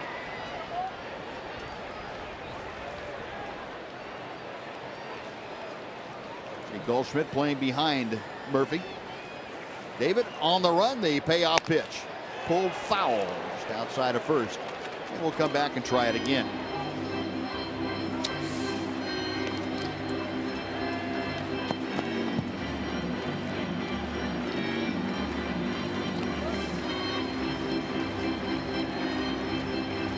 Will Harris, right-hander that we saw during that double dip on Monday in Phoenix. Out in the bullpen and loose if needed. Coleman ready. Again, the 3-2 with Murphy on the move. Into left field. Ross started back, now comes on. Toward the line, makes the catch. That'll do it. Rangers come up with a couple more runs. They leave 2. It's 9-0 Texas. Mac, thanks for joining us. We will see you after the ball game on Rangers Live. Is brought to you by the all-new Mazda 6. When you change everything, you change everything. A nice Thursday afternoon crowd on hand here today. They've seen their hometown Rangers explode for 9 in the first 5 innings against the pair of Diamondbacks pitchers started by Brandon McCarthy and Josh Coleminter. Justin Grimm to the hill. He starts off the top of the 6th by firing a strike to Didi Gregorius, the shortstop. Gregorius, Goldschmidt, and Pennington, the first 3 due up. And that pitch just hangs outside. The breaking ball missed. 1-1. Gregorius, a couple of fly balls, 1 to right and 1 to center. The breaking ball that stays outside. 2-1. The count to Gregorius. Rangers 9 runs on 13 hits. Diamondbacks no runs on 4 hits. And ball 3 misses inside. Justin Grimm, who came into the inning with very modest 64 pitches used through 5, falling behind Gregorius here. Check swing, it's a strike, and the count is full. Gregorius trying to get aboard to start things off for the Diamondbacks. Paul Goldschmidt, the first baseman, he's waiting in the on-deck circle. I don't think Gregorius likes the ball in. He likes it out over the plate. Profar takes care of the 2-hopper. In the doubleheader, Martin Perez jammed him a number of times. Now he's a left-hand pitcher against a left-hand hitter. Now with 1 out, Paul Goldschmidt coming up. Let's say hello to Jim Knox again. Jim. All right, Buzz, appreciate it. The Fox Sports Southwest Fan Express rolled in this afternoon, courtesy 1310 The Ticket. The Ticket chicks on hand, also the Fox Sports Southwest girls on hand. Everybody having a good time. A packed bus, courtesy 1310 The Ticket. And we also have a bunch of guys that skipped work. Was it well worth it? Oh, it absolutely was. I lost a bet. I tried to finish off the Rawson Boomstick all by myself. I got 20 minutes in, 2/3 of the way through, but that was it. Not bad. I think you're halfway there. Not bad. Good, Eric. There you go. Way to go, Eric. All right. Good to have you out here. Appreciate it. Thanks, guys. Buzz. All right, Knoxing. Yeah. Jim will help him finish that, won't he? I think Kurt Dykert feels like he could do it the whole thing in much less than 20 minutes. Once you get to 20 minutes, you're probably running out of steam. Kind of lost the enthusiasm that you had. Yeah, I still like Tom Verducci's line. He thinks that's the best concession item in baseball because any concession item that comes with a piece of luggage with it has to get his vote. That's right. Now Justin Grimm now for the 2nd straight hitters falling behind 3-1. Goldschmidt, the number 3 man, 1 out of 2 against Grimm today. Right-hander to the wind. The 3-1 pitch is on the outside corner. And one thing Justin's done is he has not walked many. He walked 1 against Detroit in 6 2/3, none against Seattle in 6 2/3, and so far 5 1/3. Hasn't walked anybody today. Payoff pitch down the left field line. That's going to be into the corner for extra base. Murphy over to play the care on Goldschmidt. Into second with the 1-out double. First extra base hit of the day for the Diamondbacks against Justin Grimm. You can tell Goldschmidt's a good hitter. He's 8th in the National League in hitting, 4th in home runs, 3rd in RBI. He's got 2 hits today, 2 line drive hits, and a line drive to the right fielder that was caught. He really came into his own last year, and he's getting better this year. Let's take a look at the Ford leaderboard for you here this afternoon. National League rankings for Goldschmidt: 3rd in RBI, 3rd in slugging, 3rd in on-base percentage. He's 4th in home runs and 5th in runners with scoring position average. So Pennington takes the first pitch outside for ball 1. Pennington 1 for 2. And a single in the 4th inning. Came on as a replacement for the injured Eric Chavez in the 1st inning. Chavez, in case you weren't with us, took an awkward swing at an 0-1 pitch against Grimm and pulled something in his right side. Looked like at the bottom of the rib cage, probably no oblique muscle. And he came out of the ball game immediately. Pennington came on and grounded out for him. Yeah, that's one of those things. There was no doubt in Eric's mind that he had done that the second it happened. And when you've done that, and it might have happened to Eric before, when you've done it, you know there's nothing. It's not coming back. It's there, and hopefully it's not as bad as it might be, but if it is, it's a DL trip and probably a month before you're back ready to play. 2-0 pitch. Hard hit to right field, a base hit. Cruz over to field it, and being held at third is Goldschmidt. He had to hold up to make sure the ball went through. So back-to-back hits put runners at the corners with 1 out. And Martin Prado will face Justin Grimm.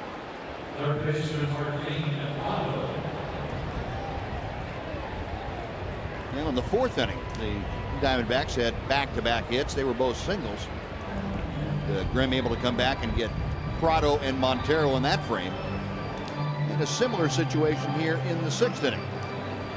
Mike Maddox out to have a chat with his right-hander.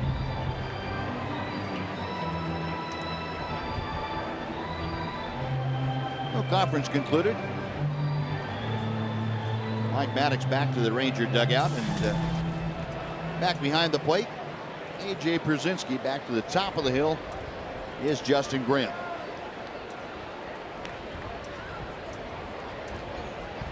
Prado has twice flied to right field today.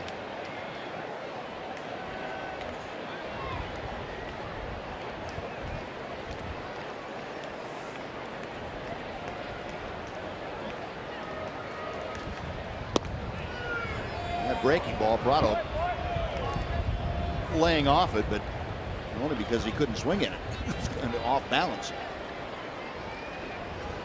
Pretty good pitch, according to our pitch tracker. The 1-0. Looper to right field. That's going to be in for a base hit. Goldschmidt will score. Into second is Pennington. And Prado, a looping single for the RBI. It's now a 9-1 Ranger lead. Prado just sticking his bat out there and looped it right over Profar's head. Profar, or Prado, I should say, with his 16th run driven in this year.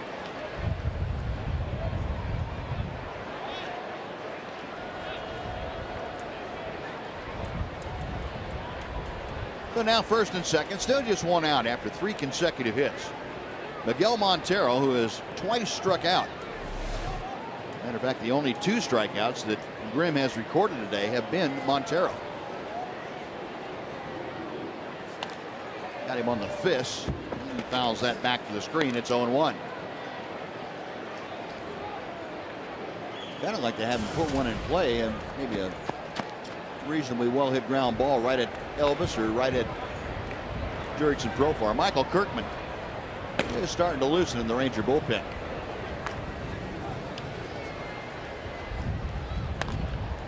That's going to loop into center field for a base hit. The sign held up at third, and now after the ball gets by Leonis Martin, everybody advances 90 feet. In to score is Pennington. On to third, Martin. Prado into second. Miguel Montero. It's a 9-2 Ranger lead with second and third, and still just one out. Yeah, that play in center field drive Ron Washington crazy. It's a simple, slowly hit ball that there's no reason to boot that ball. You boot the ball, run's going to score, but now it's second and third. The double play's not in order. Nothing tricky about it. It's just a careless play that you need to eliminate from your repertoire to be an everyday successful major league player. And that's a youthful, careless mistake that you have to correct. He just took his eyes off looking at the runner. There's no play. You're not going to throw the guy out at the plate. The guy from second is not going to try to go to third. So make sure you catch the ball. Slow roller out to second. That's going to score another run. Profar up. Throws out Kubel. In to score is Martin. Prado. On to third goes Montero. And it's now a 9-3 Ranger lead. And there's no guarantee that if they're at first and second, he's going to hit that same ball. But if they are at first and second and there is a ground ball, then you get a double play and you're right out of the inning. There's an extra run, and now you've still got a man in third base with 2 outs.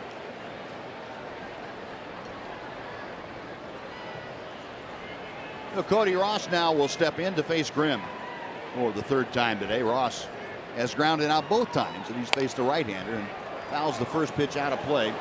It is 0-1.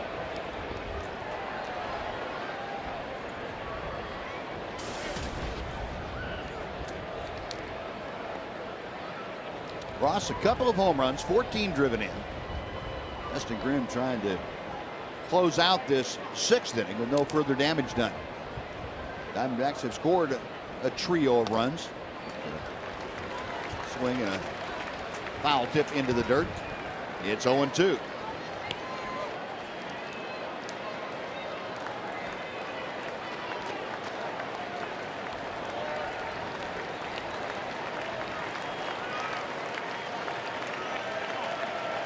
Ross back into the batter's box. Justin Grimm peering in for the sign. Right-hander okays one. He's set to work. Fouled away down the right side.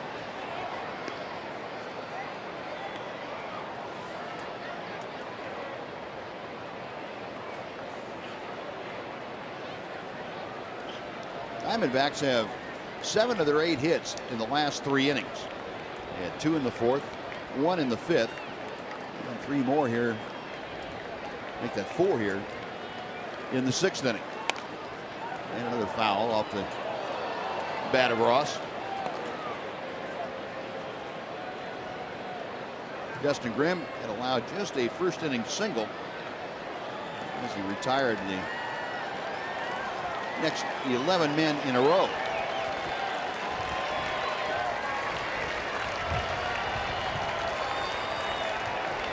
Grimm set. And misses low and outside. 1 ball and 2 strikes.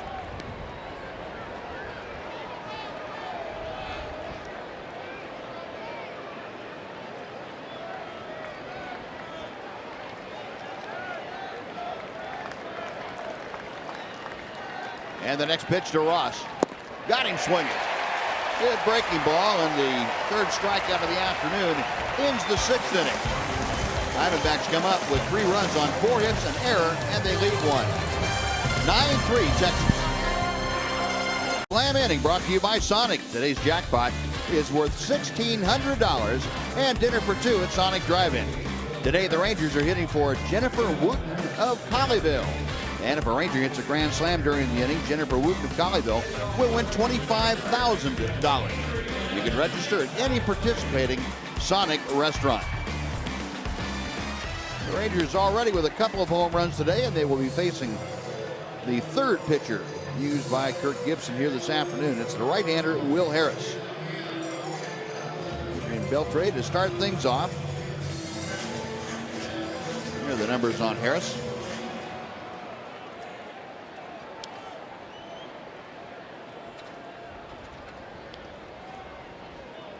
Rangers saw Harris down in Phoenix on Monday.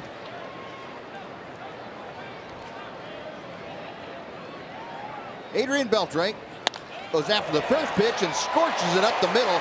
Oh, a great effort by Cliff Pennington. It's off his glove and settles in for a single. I didn't think there was any way Pennington was even going to draw leather on that thing. He almost made the grab. That was hit hard. Didn't have a whole lot of time to react to it. But just the fact that it only rolled a little bit away from him tells you how close he came to smacking it right in the webbing of his glove. Because as a hitter, you go, there's a base hit. Then you see him dive, and you go, oh, no, don't tell me. And then you see it go away and go, whoof. It is a base hit. Now Nelly Cruz will face Harris. The right-hander deals strike 1.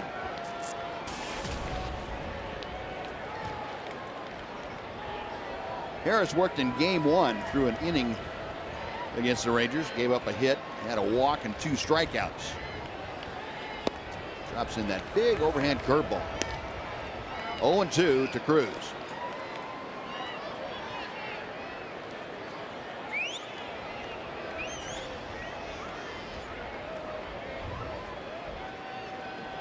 Harris a belt high set. Double play ground ball and knocked down by Pennington. Still to second for 1. That's all they will get after the bobble, and Cruz safely aboard at first base.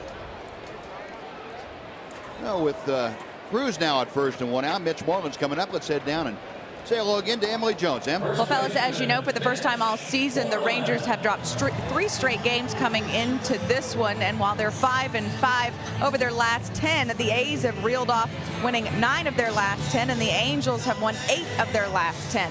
Ron Washington offers this perspective. We done lost 3 ball games, and the teams behind us have been on a winning streak.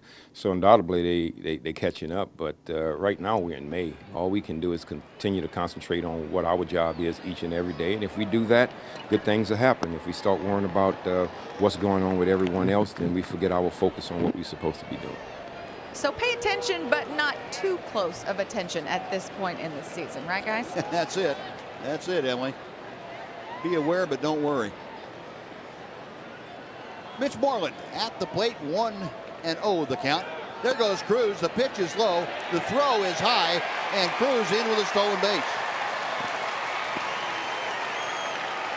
Montero got rid of the ball quickly, but Cruz with a great jump. Steals second. And for Nelly, his third stolen base, in 4 tries. Not a huge lead, but a good jump.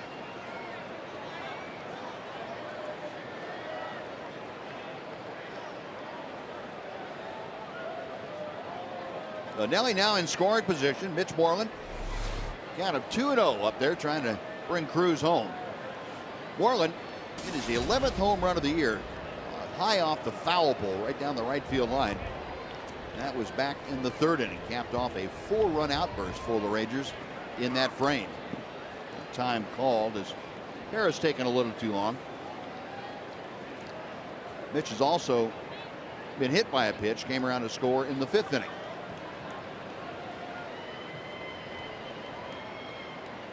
The infield overshift is on with only Prado, the 3rd baseman, remaining on the left side. There's a strike to the knees. And with a runner at second, you force Martin Prado to stay at least a little bit closer to 3rd than you normally would. Normally in an overshift against Mitch, you'd have the 3rd baseman playing about where the normal shortstop hole is.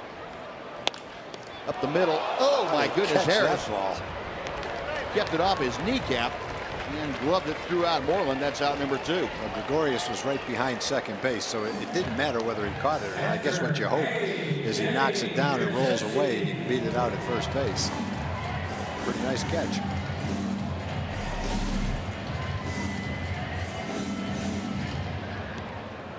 Ball was had a little steam on it too. Yeah. So 2 gone. Here is A.J. Przinsky, who's 1 for 3. Might have kept it from hitting the inside of his right knee. A.J. an RBI double in the 2nd inning. Big breaking ball hangs outside for ball 1. Przinsky now with 15 RBI. And that batting average, as you see, at .276. A.J. a 5-game hitting streak now going. 1 ball and 1 strike after the foul ball.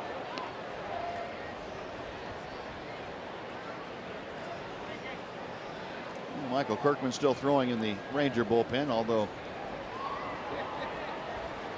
ready, I'm sure, by now. So he's just kind of going along pitch for pitch with Will Harris. Hard hit ball, but right at Pennington, the 2nd baseman. Pulls that right off the turf, and the Rangers are gone despite some hard hit balls in the 6th. No runs to hit, they strand a runner. On to the 7th we go. 9-3 Rangers. Have at least 1 hit here this afternoon. Home runs for the Texans by Moreland and Murphy. Early outburst. Murphy getting his 7th and Moreland his 11th on this lucky Thursday. And Michael Kirkman now climbing up the hill to take over for Justin Grimm. 23rd game for Michael. 22 strikeouts, 13 walks. Opponents are hitting .313 against him.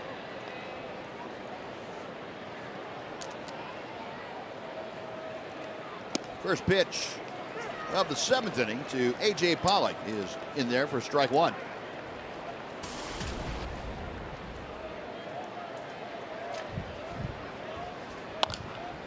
Chopper into the hole. Elvis, long throw, not in time. As the just taking that hop, and that slowed her down enough to allow Pollock to beat it out. Yep, wrong guy hit it. Pollock gets down the line quickly. Center fielder, he can run.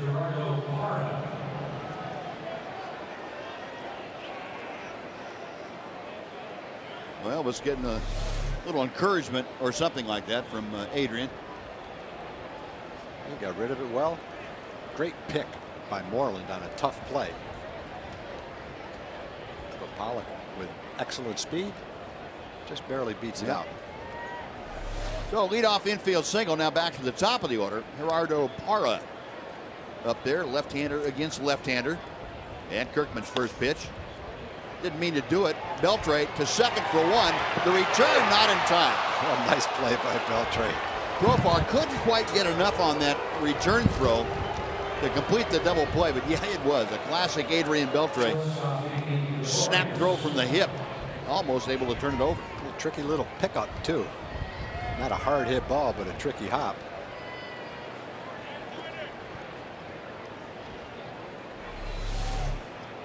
Get a good look at it right here. There's the pickup. There's the quick flip to second. And Parra's a pretty fast runner. Yeah. So they at least made it competitive at first base. One gone now. Here's Didi Gregorius, the shortstop. Up the middle, that's into center field, a base hit. Gregorius got one up a little bit to his liking and bonks it into center field. 2 runners aboard with 1 out. Paul Goldschmidt now, who has singled and doubles in his last 2 at-bats, will step to the plate. Well, not much in the way of hard hit base hits this inning. Chopper to shortstop and a little kind of a jam shot to center field. But you got the best hitter up there now. Guy can do some damage, so try to make a good pitch to him. He's hit the ball hard all 3 times, Paul Goldschmidt. Double, a single, and a line shot right at Nelly. First time up in right field. And the Rangers looking for maybe another double play. The Diamondbacks have grounded into 53 double plays this year. That is the most in the National League. Kirkman's first pitch to Goldschmidt. 1 ball, no strikes.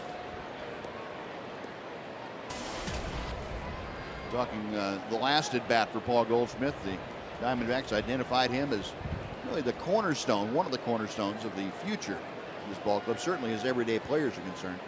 Signed him to a 5-year extension in the spring. Takes that pitch low, and it's 2 balls, no strikes. And with the numbers he's put up, you can understand why. Power. He has certainly had a great month of May. Those 22 RBI for Goldschmidt, the most of his young career in any month. 2-0 the count as Kirkman is ready. 3-0.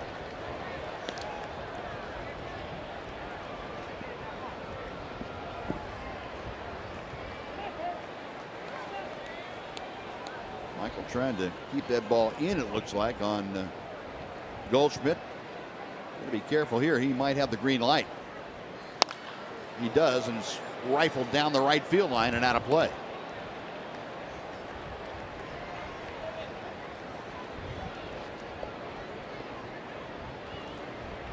Yeah, generally, I think you'd say we need to get some men on base down by 6 runs, but this is your main threat right here. Guys coming up behind him aren't the same kind of hitters. It's not like you've got Beltre and Cruz and Murphy coming up after him.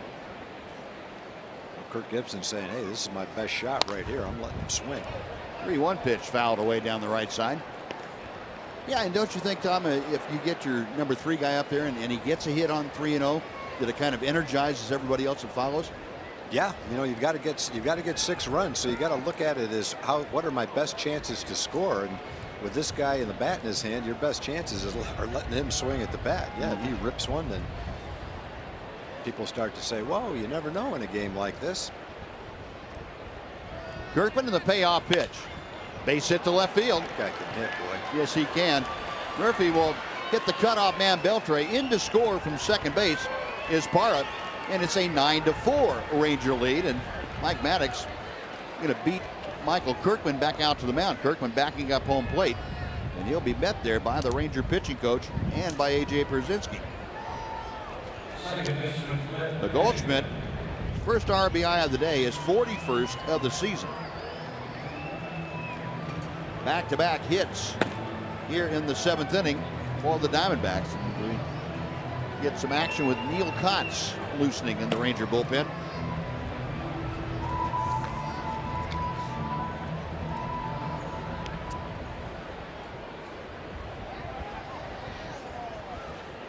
The conference concluded. Ron Washington probably getting that little uneasy feeling over there on the Ranger bench. These Diamondbacks can put some runs up on the board. You want to nip that in the bud right here. Cliff Pennington turns around to hit from the right side against the left-hander Michael Kirkman and fouls off the first pitch. It's 0-1.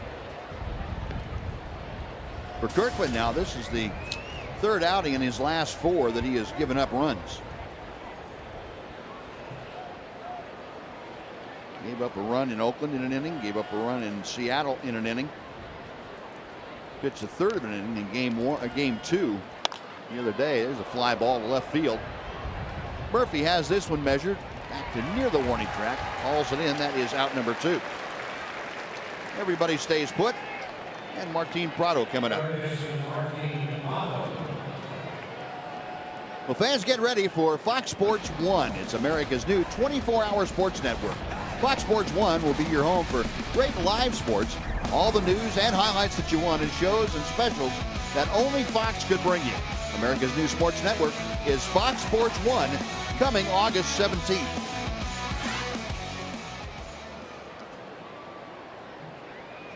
The 2 outs, a run across. Here is Martin Prado, who is 1 for 3. Breaking ball stays outside to the right-handed hitter.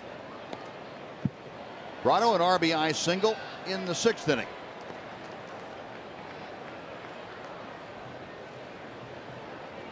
Rangers captain taking a seat out there next to a young fan. Fouled out of play. And the count is a ball and a strike.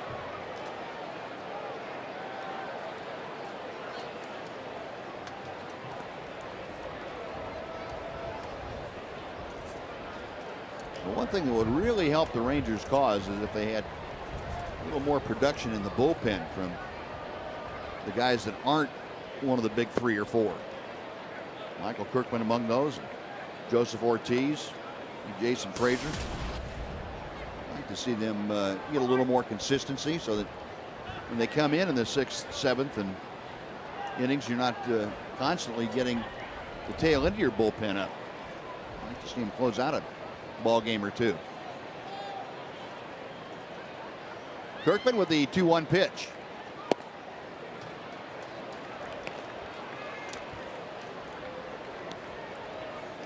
And Prado is able to keep this inning going. Miguel Montero would get a shot at Kirkman or Kotz in this inning.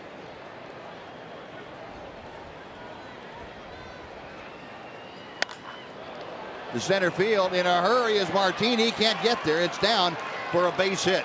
Around third, coming in to score is Gregorius. On to third goes Goldschmidt, and it's a 9-5 Ranger lead. As the Diamondbacks have gotten to Michael Kirkman for a couple of runs, and that's going to do it for Michael Kirkman. It'll be Neil Kotz to come on to face Miguel Montero. So 4 hits in the inning, and it started off relatively innocent for the Diamondbacks. But they have put a couple on the board. They're threatening for more. Neil Kotz coming on, and while he makes his way in, we'll take a timeout. Right back after this on Fox Sports Southwest. Feature giveaways for kids, and this Sunday, June 2nd, is no different. The first 10,000 kids 13 and under will receive an Adrian Beltre growth chart, and that's courtesy of Dairy Max in recognition of June Dairy Month. Get your tickets at TexasRangers.com, or you can call 972-RANGERS.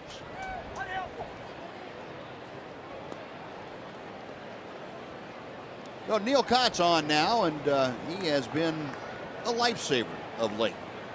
Yeah, what a nice addition. He was lights out in AAA. He just needed a spot, and once he got that spot, he's run with it. He's had 4 outings, hasn't given up much of anything. He's translated success at AAA and a long work, a lot of work, and a long road back to the big leagues. I'm really happy to see the success that he's having right now. Rip and a miss by Miguel Montero. He's probably throwing the ball as well right now as he did back with the White Sox when he had that big year with the White Sox a number of years ago. Now Neil, a 33-year-old from Lebanon, Illinois. 1-1 pitch. 1-2. And let's go down to Emily Jones. Em? You guys were talking about Neil Kotz. It was funny. One of the writers asked him the other day, do you feel like you're throwing the ball as well as you were a few years ago when you were at the White Sox? And he said a few years ago. That was 8 years ago when that happened. He's like, so it's been a while since I felt this good. 1-2 pitch. Got him swinging. 4-pitch strikeout. Kotz gets the job done on Montero. Diamondbacks come up with a couple of runs on 4 hits and leave 2. Stretch time at Rangers Ballpark. Rangers 9, Diamondbacks 5. into the game. It has to be little 4-year-old Drayton. He's a big-time Ranger fan, comes to just about every home game, and he also has been having a chant all game long. What's that chant say like, Drayton? Let's go Rangers! There we go, Drayton. Way to go, buddy. Here's the progressive pad. Keep up the good work, buddy. Great job here in left center. All right, Noxie, thank you.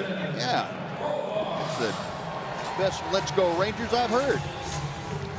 Well, Tony Sipp, the 29-year-old left-hander, on now to start the bottom of the 7th. Sipp appearing in his 23rd ball game, a .491 earned run average. Primarily a left-handed specialist, as you can tell. The innings worked considerably less than his number of games, but he's facing Jurickson Profar to start things off, and Profar takes a strike. Jurickson 2 for 3 today. He has singled a couple times and scored a run. Rangers with 14 hits. Diamondbacks, after being taken care of early by Justin Grimm, have come back now. They have a dozen hits. There's a breaking ball from Sipp. It's in. It's 0-2.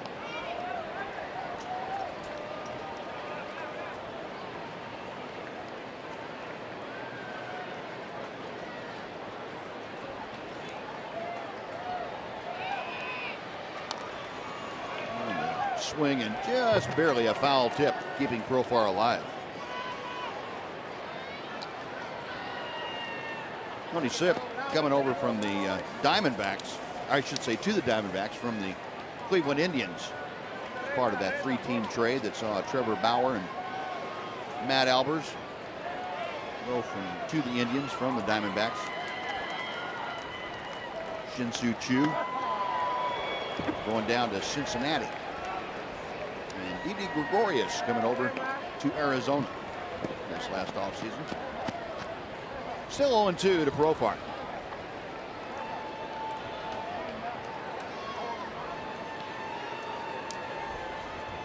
Sipp, the last 3 years with Cleveland, appeared in 70, 69, and 63 games. So the manager's not afraid to trot him out there quite often. That pitch fouled away.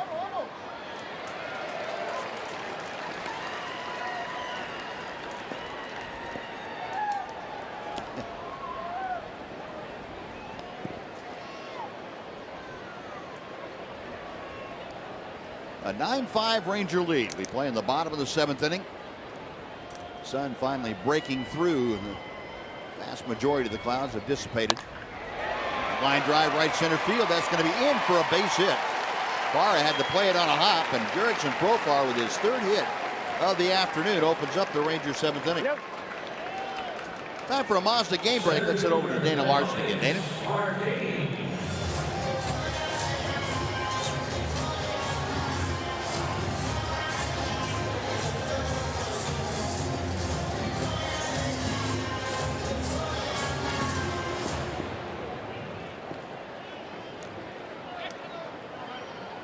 All right, Dana, thank you.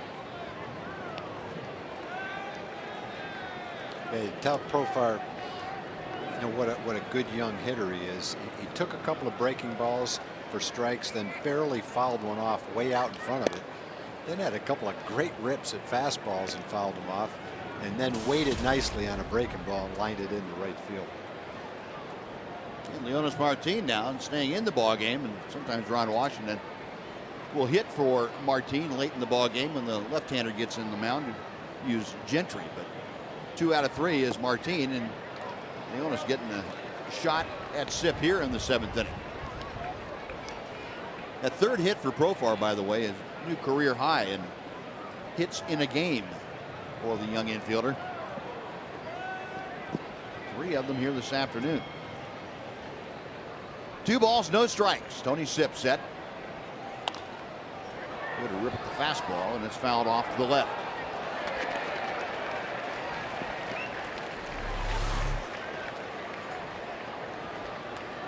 Now we know where Ron Washington gets his signs from. That's it. They come from the U.S. military. What's that guy doing? He's dead serious. Maybe he's the third base coach. Well, he wasn't smiling. Maybe he's practicing. Out of play. 2-2.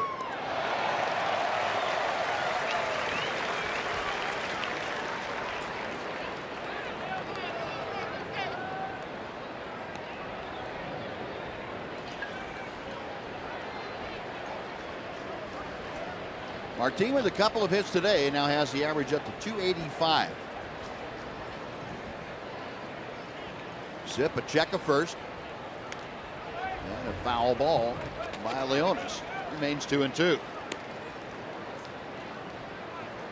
See Zip really varying his motions, making it hard for Jurickson Profar to get a good jump against him at first base. This is a pretty good combination for the Rangers with Profar at first and Martin at the plate before you go back to Elvis Andrus. Good speed, a lot of options. A swing and a foul tip out of the glove. And Montero will come back and try it again.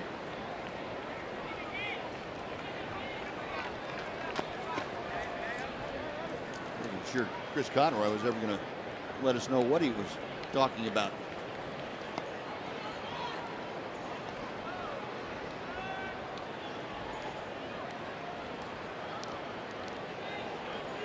Zip ready once again. And a pop-up shallow right field.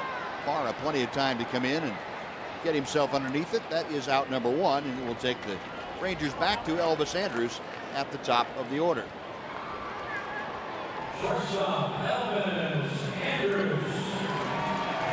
So Zip retires the left-handed hitting Leonis Martin. Now Elvis, who had a big two-run single his last time up, that was back in the 5th inning.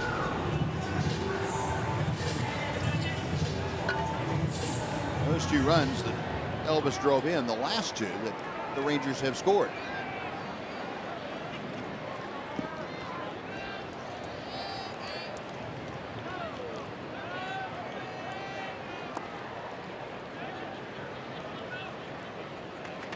One ball, no strikes.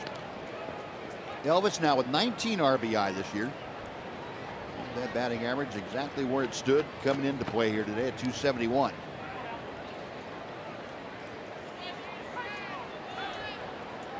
At Profar at first.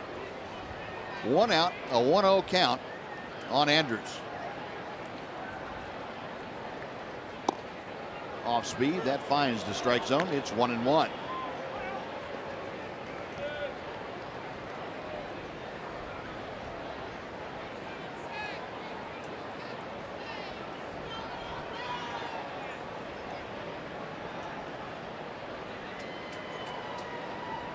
Zip nods in agreement. He checks Profar. Elvis fouls it away to the right. 1 ball, 2 strikes. Yeah, Zip's thrown a lot of strikes, but he's had to throw a lot of pitches. 16 pitches, 13 strikes, and 3 hitters.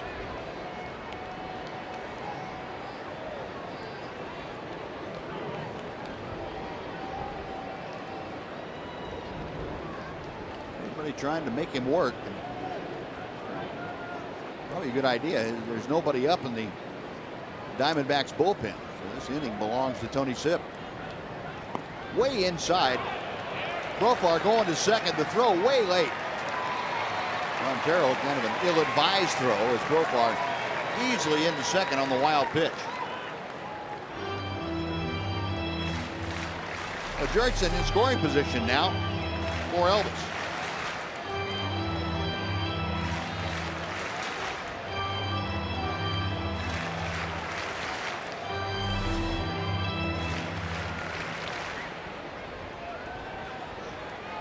Two and 2, the count to Andrus.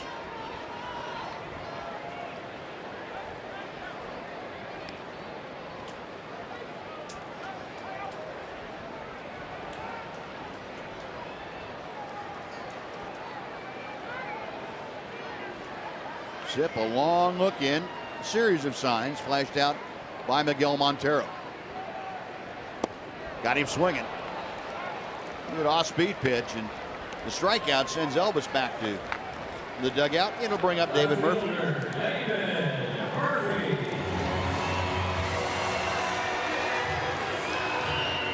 We'll take a look at the AT&T U-verse reverse replay. And, in the 4th inning, David Murphy facing Josh Colmeter. Just out of the reach of Gerardo Barra into that first row in right field. His 7th home run of the year. Now facing the left-hander Tony Zip, and First pitch is a breaking ball that's wide of the strike zone. Well, Murph now 7 home runs, 24 driven in. And that average at 225. Got Profar at second. 2 outs here in the Rangers' 7th inning. Ball 2.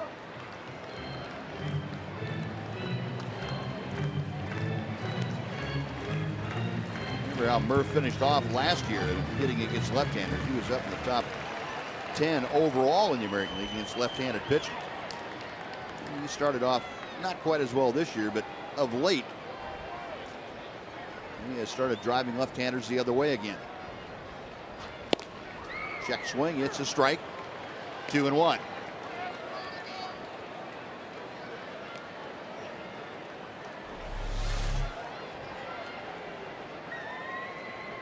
You can tell by the catcher when he catches it and tries to bring it back toward the plate. He didn't think it was a strike.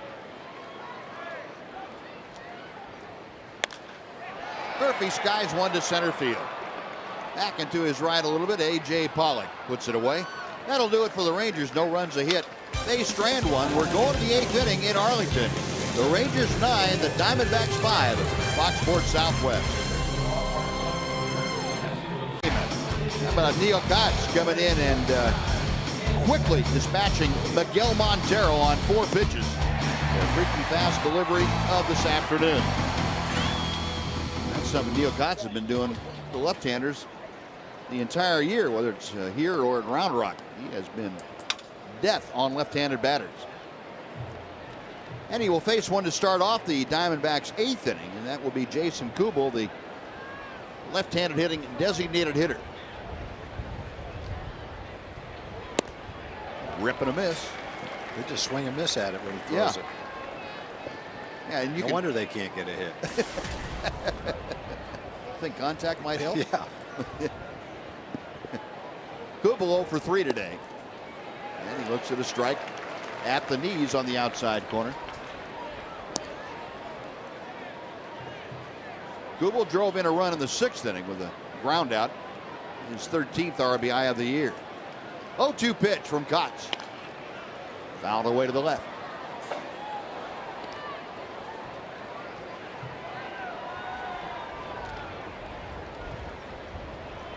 Kubel, of course, a longtime member of the Minnesota Twins. Tanner Scheppers, hard throwing right-hander for the Rangers, getting ready in the bullpen.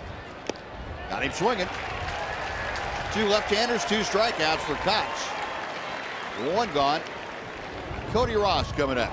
Now let's take a look at the AT&T Twitter poll results. Player of the month for May. 62% of you said Mitch Moreland. A great month. There's no doubt about that. 24% going for Adrian Beltre. 14% for Derek Holland. Appreciate you all throwing out your opinions.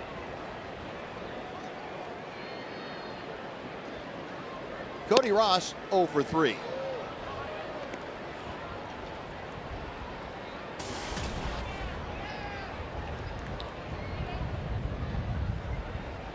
Ross, the last hitter that Justin Grimm faced, chops his next pitch foul.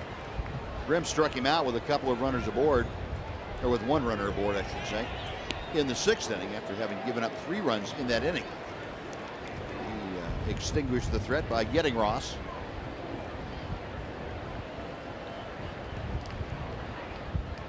Now Neil Kotz trying to get the number 8 hit. Foul back to the screen. It's 1-2.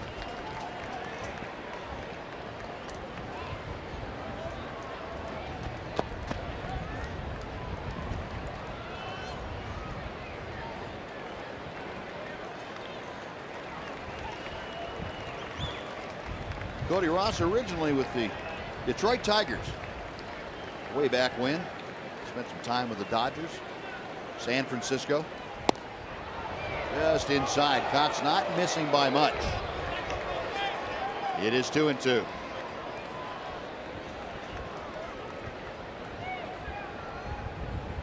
Definitely going for the strikeout right there. Popped that one in at 94 miles an hour, trying to hit the inside corner with it. Got in on him the next pitch, and Beltre will trigger the throw across the diamond. That is out number 2. And let's go back down to Emily Jones. Em? Well, guys, a few injury updates to pass along. Some good news and bad news. The bad first, Colby Lewis pulled off of his rehab assignment. He received an injection behind that elbow, not related to the surgery he had last season, but it's a 2-week setback. Same thing for Ian Kinsler. He had a stress reaction in his ribs. He's set back another 2 weeks. Good news, though, Alexia Gondo begins his rehab assignment Friday, which is tomorrow, of course, in Frisco. And because of the extra day of rest yesterday with the rain out, he will be the guy who will start in that next 5 spot in the rotation. So no Martin Perez for right now. It'll be Alexia Gondo going in that spot. All right, Emily, thank you. Well, at least there's some good news on that front anyway. Sorry to hear about Colby's setback. I know it's frustrating for him and for Ian. A.J. Pollock is 2 for 3 this afternoon. Cots comes up and in and makes the count 2 balls, no strikes. Pollock the last couple of times up has singled. Last time was an infield single.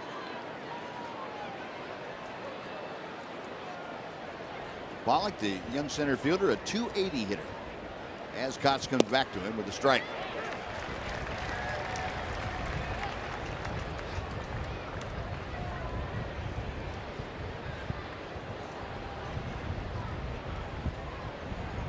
Cots set. A rip and a miss. It's 2-2. Well, Neil Cots would seem to fit right in what Ron Washington likes to have in the bullpen, a guy that can get both left-handers and right-handers out. Yep, definitely. And do it efficiently. And that pitch a little bit low. It's a full count to Pollock. Well, Pollock gets aboard to extend this 8th inning. It would take the Diamondbacks back to the top of the order. Gerardo Parra is waiting in that on-deck circle. Payoff pitch coming from Cots. Off the end of the bat, slowly out towards second. Profar charges and flips on to first. A very quick and efficient 1-2-3 8th inning. Diamondbacks gone at the hands of Neil Cots and company. Bottom of the 8th coming up. Rangers 9, Diamondbacks 5. Southwest, 10 o'clock is the time. It's Chevy Hometown Kids. It's not about the score, it's about the experience.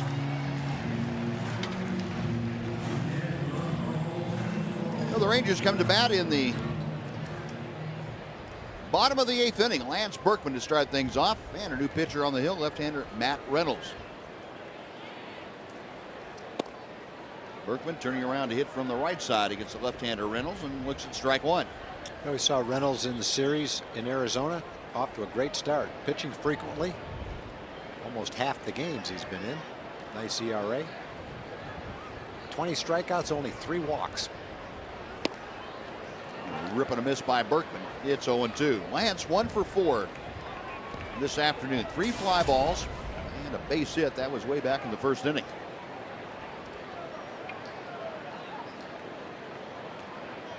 Rangers 9 runs on 15 hits. They've committed the only error of the ball game. Diamondbacks 5 runs on 12 hits. They didn't make much noise until the 6th inning. Put 3 on the board against Justin Grimm, then 2 more in the 6th.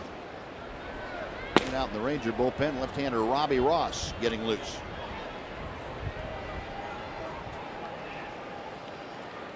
The 1-2 coming. Out to the second baseman Pennington. And Berkman is out number 1. Going to bring up Adrian Beltre.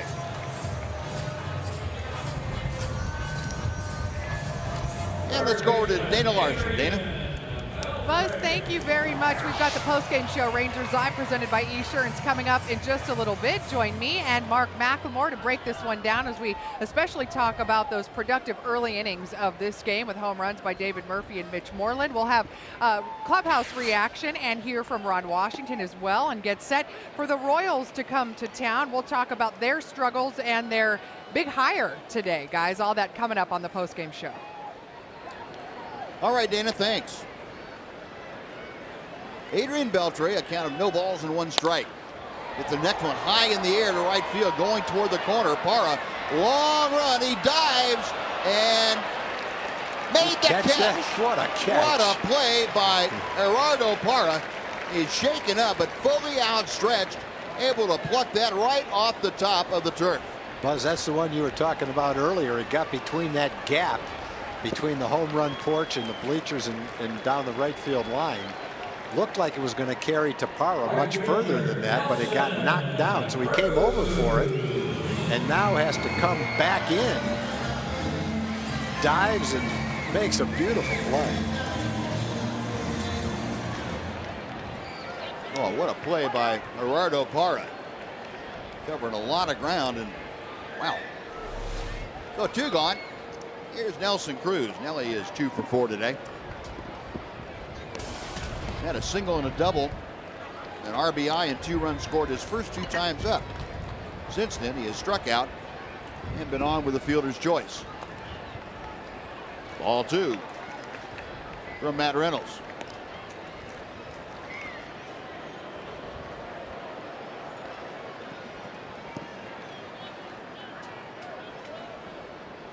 Two-0 pitch.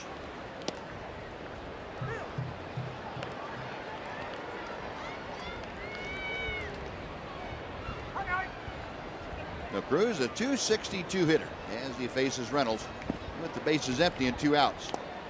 A rip and a miss at the breaking ball. The count is even at 2 balls and 2 strikes.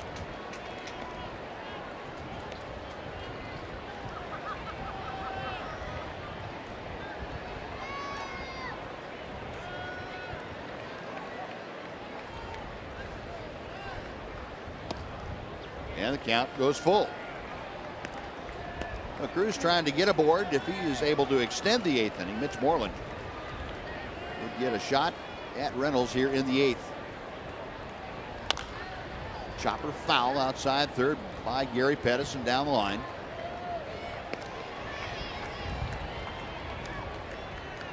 And a young fan will take a souvenir home.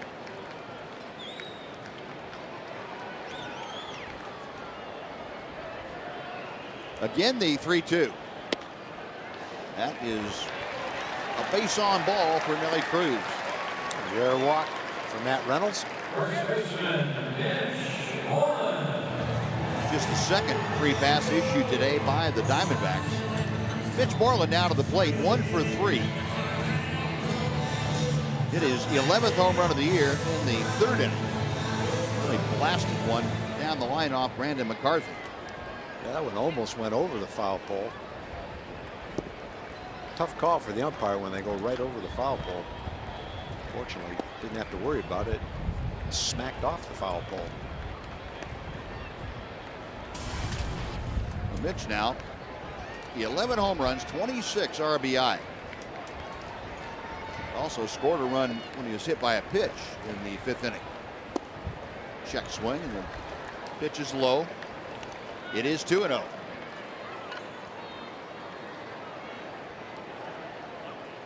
Mitch sitting on something to drive here. What he's been doing against left-handers is driving it to left center field. Tried it again and fouled it off to the left.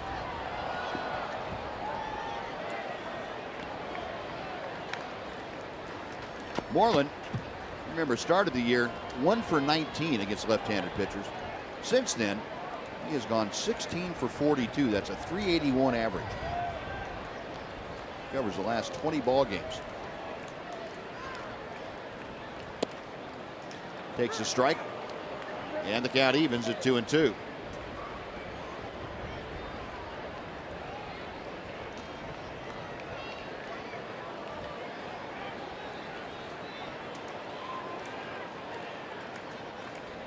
Cruz the lead from first as Reynolds sets.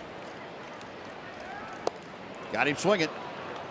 Well, Moreland gone on strikes. Rangers out in the 8th inning. They strand a runner, and after 8, it is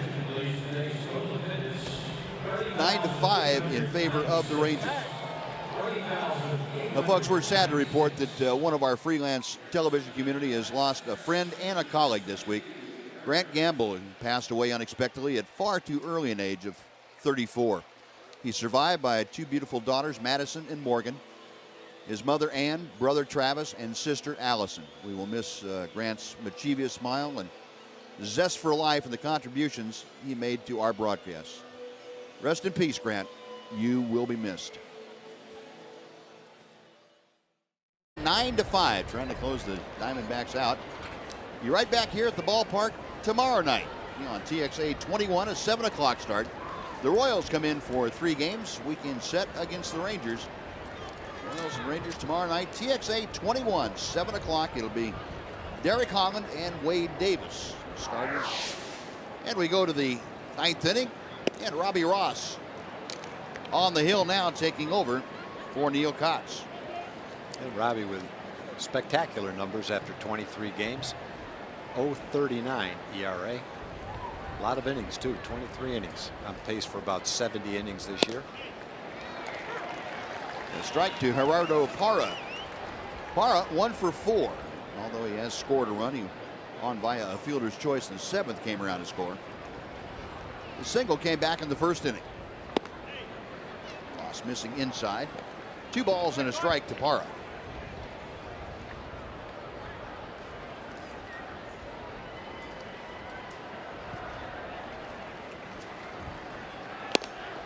Rip and a miss. It is 2-2. Robbie gave up the game-winning hit in Game 2 of that doubleheader in Phoenix on Monday. But Cliff Pennington's hit right down the first baseline. A little squibber that got the job done. Down on strikes, Parra. 2-2 fastball thrown right on by Diamondbacks leadoff man. 1 away. The Rangers have 2 lefties, Ross and Kotz, who are just throwing extremely well right now. A lot of strikes. Robbie's case, a lot cutters. Neil's case, sliders. All their pitches thrown for strikes, going right after the hitters. And boy, they've been tough on left-hand hitters, tough on all hitters for that matter. Here's Didi Gregorius, and he takes a breaking ball that settles in. One of the rare breaking balls you see Robbie Ross throw. Gregorius 1 for 4 with a run scored. A single. And a rip and a miss. He is down in the count. 0-2 very quickly. Last time, the only time this year Robbie Ross has given up a run. Well, you remember when it was? April 11th. Ground ball pulled to the right side. Diving stop by Profar. He throws from an inclined position. Inclined downward. Almost got him. Boy, that's some kind of range. A great get. He wasn't able to turn it into an out, but what a play. Yeah, when you watch that ball go off the bat and where he was, you just assume that it's in there for a base hit. And not much you can do to get a lot on that throw. But if it's a slower runner, he's going to make a spectacular play at first. Gregorius runs pretty well. Ground ball up the middle into center field off the bat of Goldschmidt. So back-to-back singles. Gregorius at second now. Goldschmidt at first. And Cliff Pennington is coming up. And Joe Nathan is in the bullpen. It's just become a save situation with 2 on and 1 out here in the 9th inning. Pennington's a switch hitter, and then you've got Prado and left-hand hitters coming up after that, Montero and Kubel. And in the closer's case, you don't really look at lefty-righty. Your closer's going to be the guy that pitches to end the game no matter who's hitting. Pennington is 2 for 4 today. Fouls off the first pitch to the right. It is 0-1.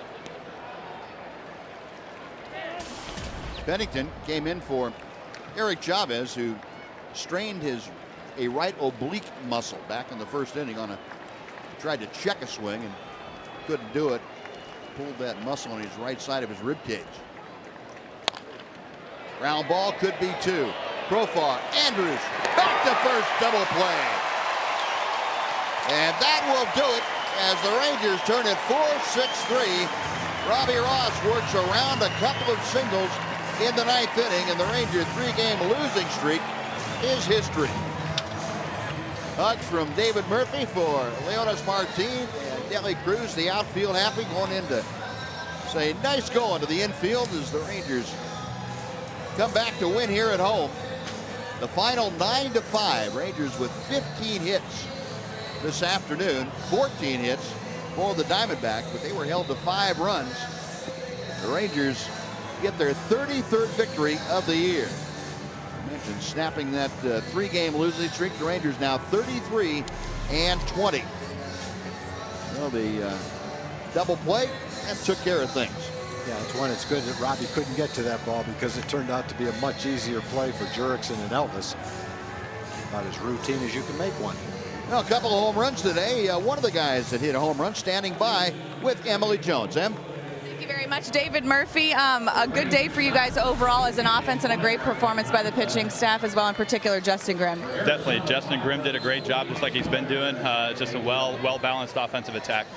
Just talk about the run support early for a guy like him, or any pitcher for that matter. I think a young guy, anytime we can get runs early, it's always going to settle him in a little bit. It's going to give him the ability to go out there and pound the strike zone and get quick, easy outs. Seems like that 2-hole's been treating you pretty good. Anything to that?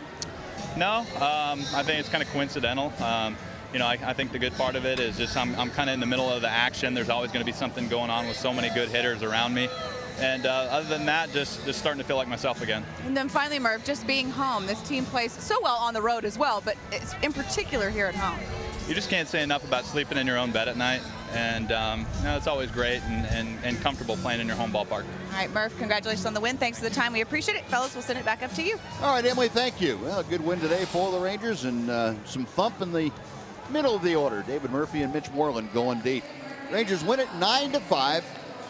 Justin Grimm, the winner, he goes to 5-3. Texas Rangers baseball on Fox Sports Southwest is brought to you by Ford.